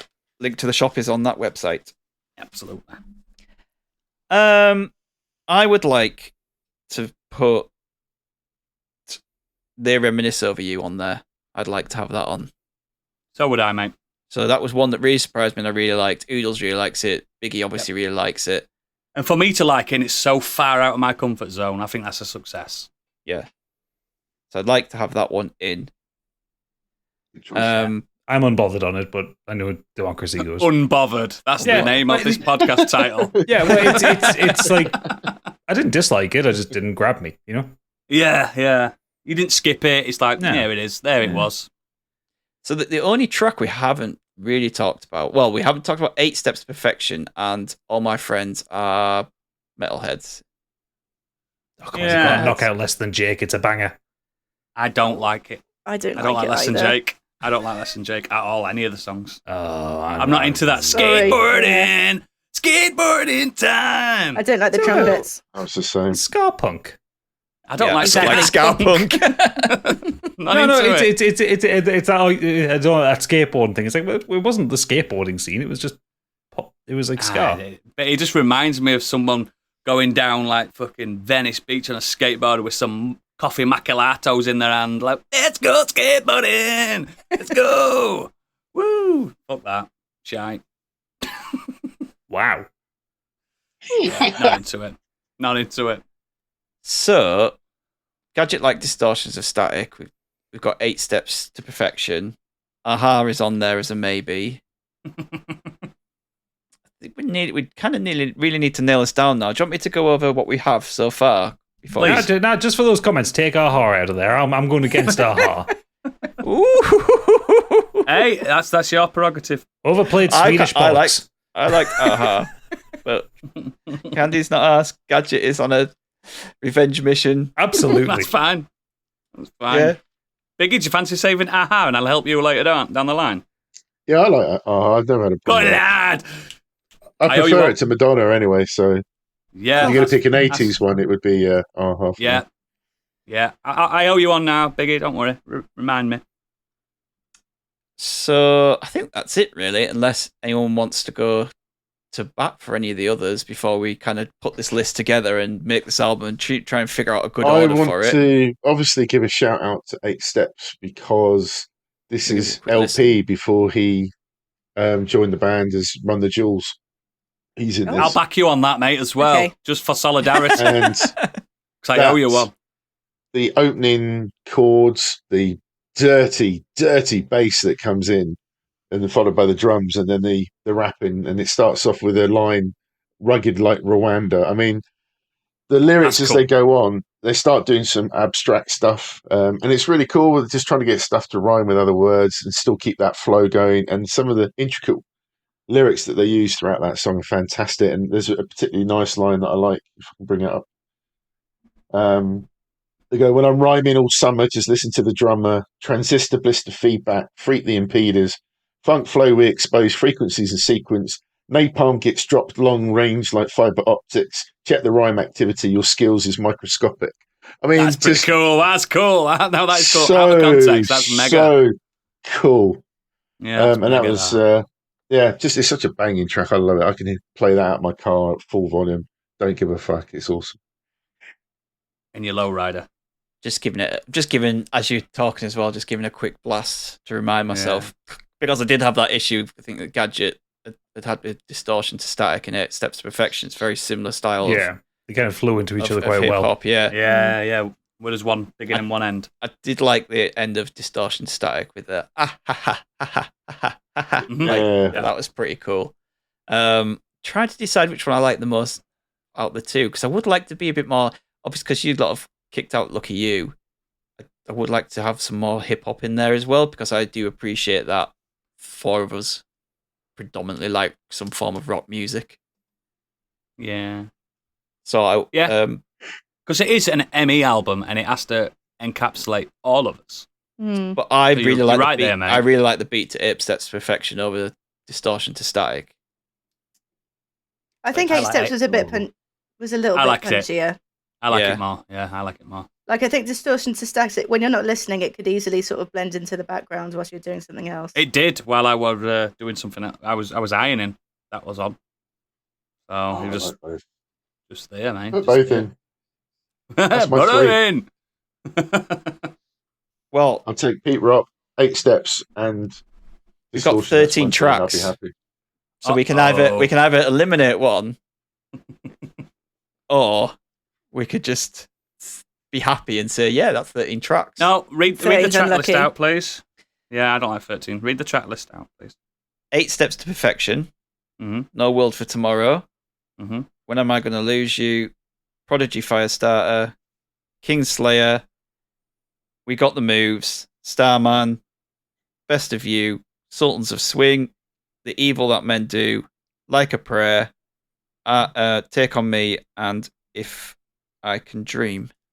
The one I'd take out is Madonna. See, the one I'd take out is Kingslayer, mostly because I fucking can't stand Bring Me the Horizon. The fiery fucking passion. I want Ollie Sykes to fall into a meat grinder. You never liked them, have you? I've hated them ever since their first album came out. And the annoying thing is, I really like Baby Metal. So just to see them kind of sullied by those Yorkshire wankers, no. Put them in a meat grinder. That's all right. I've got Stig on my side. Get rid of Madonna. Get rid of Madonna. It's the one that doesn't click with me. Again, listening to both tracks, I'd rather listen to Madonna than that one, though. I just played it again, and I'm like, yeah. Until Gadget told me it was about a blowjob, I thought it was just a religious song. No, that's the gag, isn't it? It's the gag, joke with it. Pun intended. Hey. You could all be nice and put Birdhouse and Your Soul back into it. No, you're right. No, because that'd be 14 then. Yeah, 14 was what we were aiming at. Oh, were we? Oh, 12. 12. Yeah, I was going to say 14, but this is more fun. Too late now. Yeah. Only one I'd get out of that is Madonna, and it's not that I hate Madonna. I'd put Like a Virgin in. I like that song better. I don't know. What were the first three again? What are you thinking, Candy? Go through the first three. It's one of those ones, I think. It's 8 Steps to Perfection, No World for Tomorrow, When Am I Gonna Lose You? I think it's 8 Steps to Perfection. I'm gonna have to take out. Sorry. We need to think of something now because we're all at an impasse, aren't we? I knew this was going to happen. There's other ones I'd be happy to lose. Take out We Got the Moves. I didn't get on with that one at all. Give up being horrible. No, I'm not being horrible. Like that one was just like I didn't get it. Just because I didn't like Less Than Jake. No, it's fine. But I just like I say, I didn't get it. You know, it's a great tune. I'm fighting for that. That's the only one I want to keep. I was into it. I was well into that. No, I don't want to get rid of that one. I like weird music. I just couldn't get into it. It's like I don't particularly like Elvis, but I didn't. It's like fine. If I Can Dream's a good song, but I don't particularly care for Elvis. It is Elvis, though, isn't it? Yeah. Or that When Am I Going to Lose You one? I just found it morose. I don't know what we're going to do, guys. We're going to have to make a bargain. I think we should add one. I think adding one's easier than getting rid of one. Because we're not going to agree on taking one away. Yeah. Yeah, but then we have to agree on which one we add. Well, let's do it. Which ones what have we got left from that lineup, that 13, which one could we add? Let's put 3090 back in, yeah? Great song. Loved it. Yeah, man. No. Doesn't fit, man. No, it doesn't. It really doesn't. Fit. It don't fit. I agree. What could we put back in then? Put Lorna Shaw back in just to troll Biggie. No. if 3090 doesn't fit, then that certainly does not fit. That'll be the opener. The Kings of Leon, they got binned off, didn't they? Kings of Leon. Yeah. Because I with prejudice, sadly. Fuck off, Closer. I don't have a problem with Closer. I like it. I really like Closer. Great track. I can't be. If you'd asked for Molly's Chambers, I've been right up there. Oh, no. That's a great track. No. Not close. I can't be in the same playlist as that song. I can't be associated with that track. To be fair, I'll agree there. It was like I found it just kind of slow and plodding. Like I never really got on with the Kings of Leon when they did that big change to their sound and everything become a bit more electronic and echoey. I liked them when they were a blues rock band. Inbred style. Yeah. When they were just like, why? They were beardy. Yeah. Why don't we long-haired just beards. keep 13? Because we have two listener tracks to put on. That would technically make it 15. That's not a bad shout. Yeah. Agree to disagree and all that. Yeah, definitely. So, what is the track list now as a 13? Oh, Jesus. Am I going through it again? Yeah. This is what it's going to be, mate. You wanted to do this. We need to decide on an order. So, yeah. 8 Steps to Perfection, No World for Tomorrow, When Am I Gonna Lose You, Firestarter, Kingslayer, We Got the Moves, Starman, Best of You, Sultans of Swing, The Evil That Men Do, Like a Prayer, Take on Me, and If I Can Dream. Yeah. If I Can Dream should be the closer. I want to start with Firestarter. Start with Firestarter. Yeah. Firestarter. Right, that's fine. I was going to say No Wolf Tomorrow, either or, have a good kind of intro to an album. Yeah. No World for Tomorrow works as kind of like a midpoint one because like you get like the first kind of jump of it, then you start the second part of it with No World for Tomorrow. Yeah. Right. So, number 1, Firestarter. What does Firestarter nicely lead into? We got the moves. No, We Got the Moves walks nicely to the bin. At the end, then. I think it could go into one of the hip hop ones. I think it might work into like Distortion to Static, maybe, because that's got a really kind of strong beat behind it. That's not a bad shout. Just seeing it now. What about? Hang on. Think about it this way, right? Prodigy, Kingslayer. Hang on, we didn't put Distortions of Static in there. Oh, did we not? Sorry, I was getting mixed up there. It was 8 Steps to Perfection. Prodigy, Kingslayer, both kind of dance-hally. Dance-hally? Well, you know what I mean. Fucking raves. Bit ravey. You can't... Actually, into Kingslayer works. No, you can't have a brilliant song followed by a shiter. You can. I think it's not shite either. It's fucking terrible. Anything with Ollie Sykes on it is terrible. Doesn't it work, Stig? You're listening to it now, aren't you? Yep. Yeah, I thought so. It works. It's same beat and stuff. It's same. Then after that, you need to have something a bit mellower. So, Like a Prayer. It's going to sound so left weird. Turn that. It's a concept album, this. No, Evil Men Do. That's a bit too... Yeah. Evil Men Do, I would have after No World Tomorrow. Yeah. They lead well into each other. After Kingslayer, Born to Run. It's not in it. Oh, fuck! What about Sultans of Swing? Sultans of Swing. So you've got... Because you've had the song Gadget hit, so he's going to be like, right, I'm unhappy now, but now I'm going to be happy. Now I'm happy. We've got all the emotions in this album. I can just go from Firestarter, then skip, and then Sultans of Swing. It's perfect. There you go. Yeah. Skip button's quite easy for you. Right, okay. So... That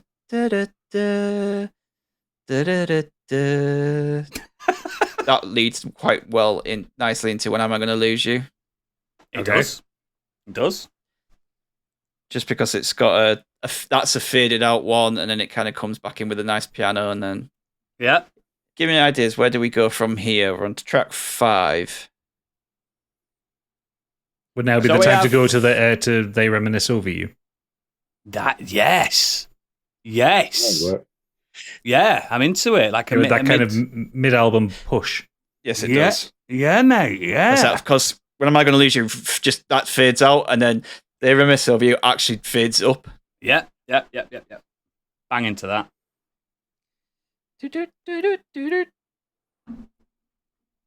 Right. Come on, let's keep going. Let's keep going. Best of you after that one, kind of thematic. Yep. Yeah, 100%. 100%. And I think Starman after that, because you got the guitar. Yep. Okay, yeah, okay. And after Starman, we got the moves. We're bringing it back up. We're bringing it up. Actually, it really just wants us to get to the point where we don't have that song on the... Think of it.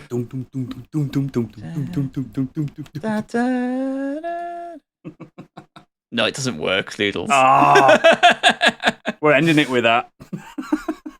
So, did you already put No World for Tomorrow onto it? No. So then after the Foo Fighters, No World for Tomorrow, and then Evil That Men Do, or vice versa. Oh, we're going to do Starman after. Yeah. Oh shit! Yeah, sorry. Yeah, Starman then into those. It actually works after Starman, I think. Yeah, it does work after Starman. No World for Tomorrow, and then Evil That Men Do. Right, we've got 4 left. Oh, fucking put We Got the Moves in. Keep them happy. Yeah, we got the moves. It's such a good song, innit, Stig? Yeah, I loved it. I was really into it. So good. Really into it. Then into Aha. Yes, we're having an Oodles serenade at the end. And then into Like a Prayer, finished off with Elvis. Yeah. Is that the... Yeah. Those last 3 are the gay part of the album. All goes a bit gay in the end. Yeah, it goes a bit gay in the end. I love it. Right. Then we end with Elvis, and then we have the bonus. Oh, this is going to take another hour. It's not.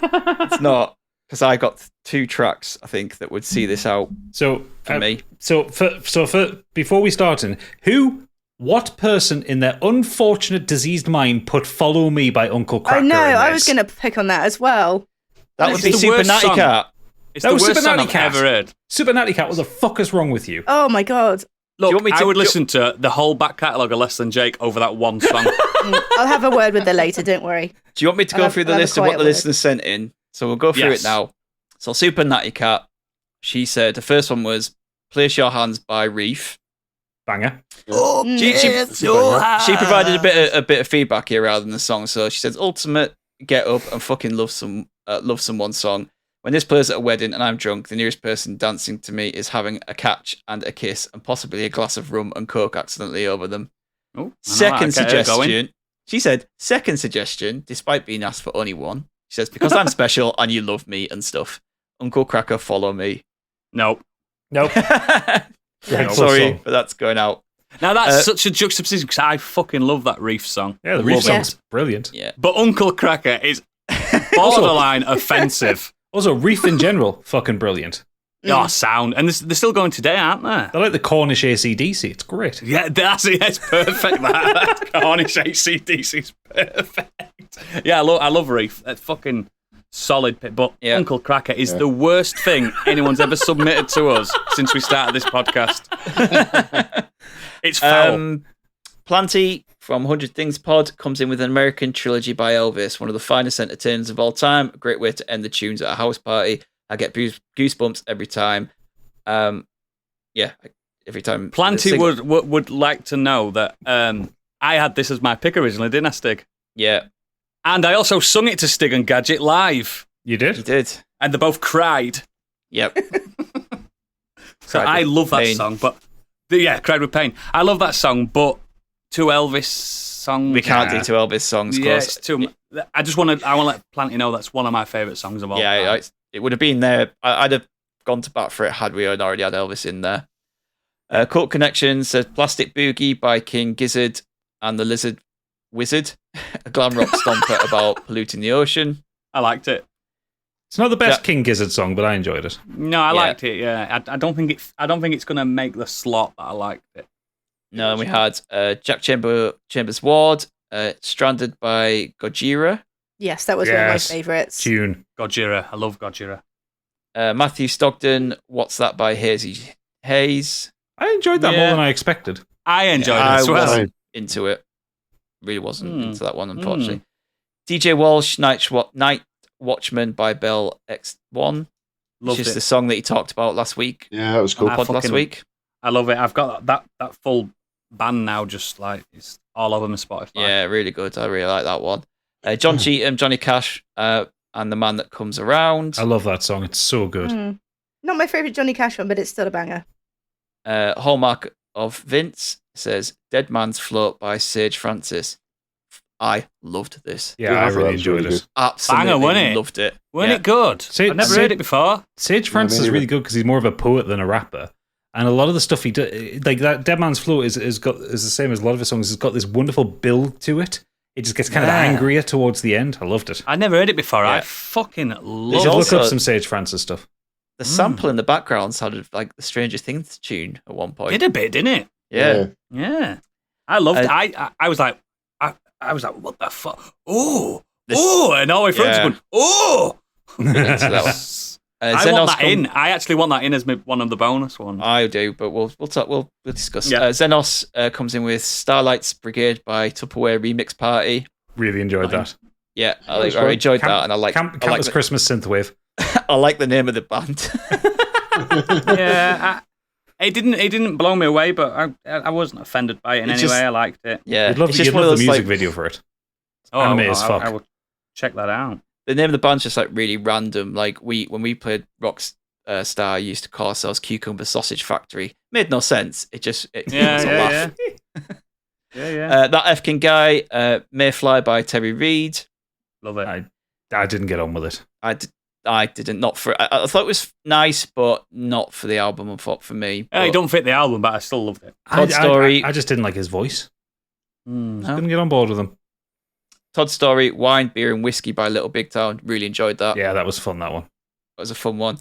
And then Kate, my wife, threw in Just a Day by Feeder. Oh, tune. That is the Kerrang classic, isn't it? Yeah. Fun fact, my next door neighbour was in the music video.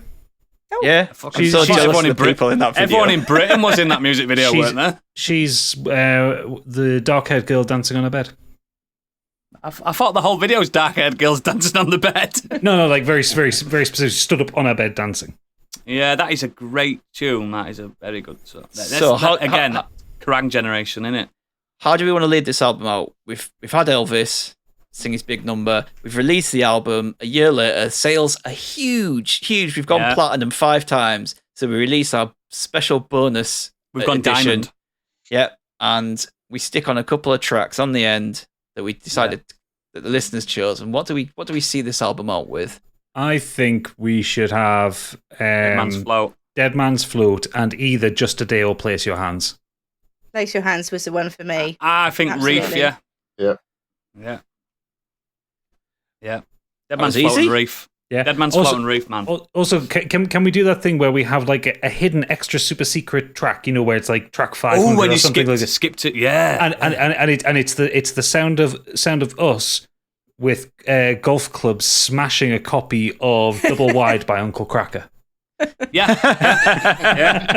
And we say, follow this, you fucking idiot. Who let Kid Rock's DJ make an album? So what's that final track list then, Stiggy? What are we? Hang on, let me just see. Reef. No, the full list. I think it should be the other way around. I think you finish American Trilogy and you hit in big with the Reef song, and then Dead Man's Float because we haven't got American Trilogy, have we? No, sorry. If I Can Dream. Yeah, and then you hit in big with the Reef song, and then the album just Dead Man's Float. Dead Man's Float. If you listen to the end of that, it really fades out nicely. Yeah, I agree. Okay. Yeah. I'll fight that. Yeah, I'll fight for that.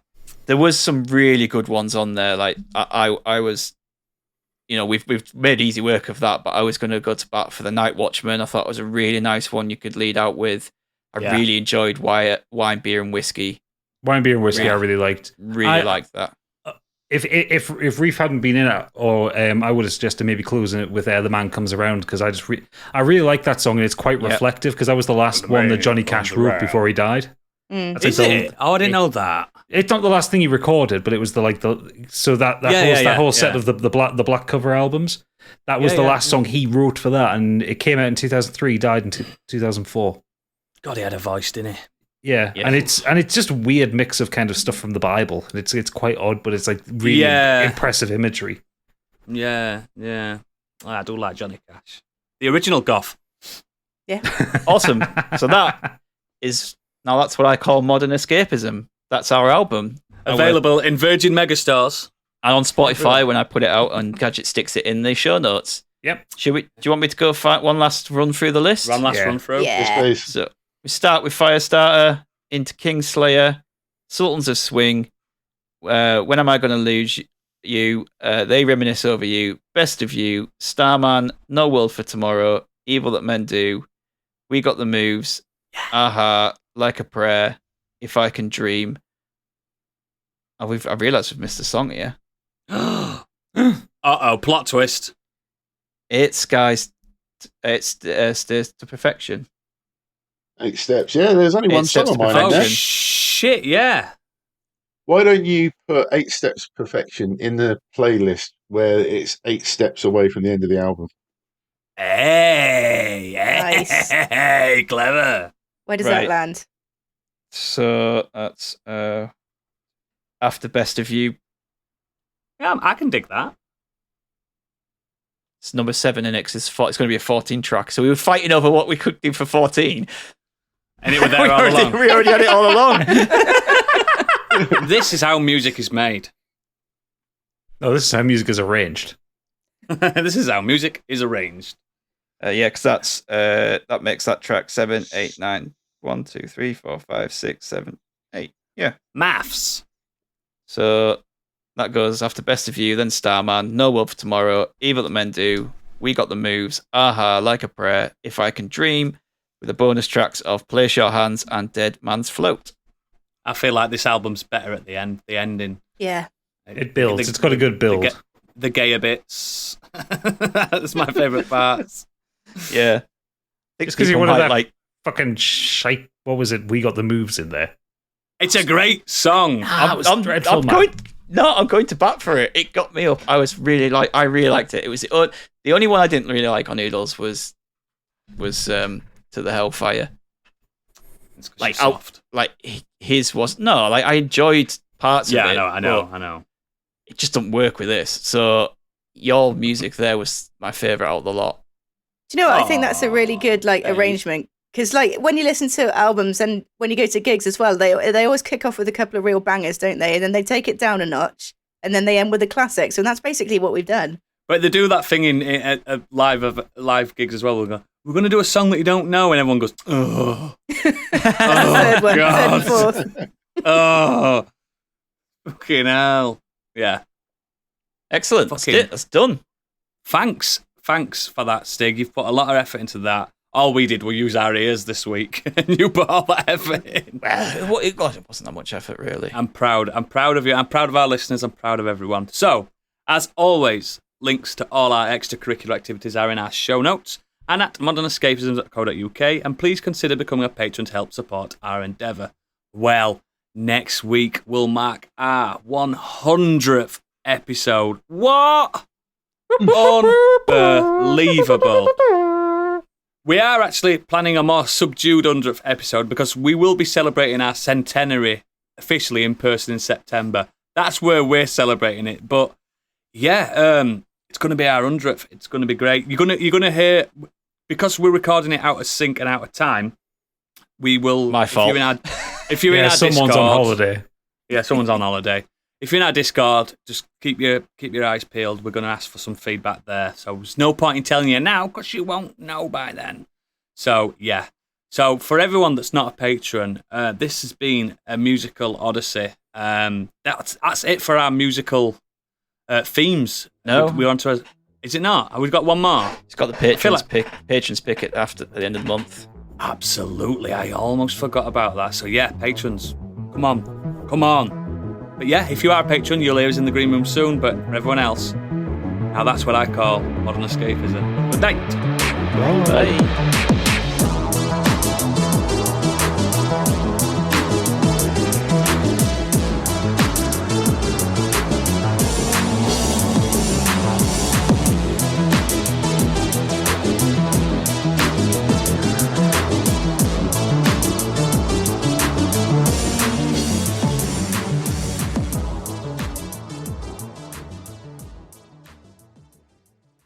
It's going to take 10 years to upload this fucker.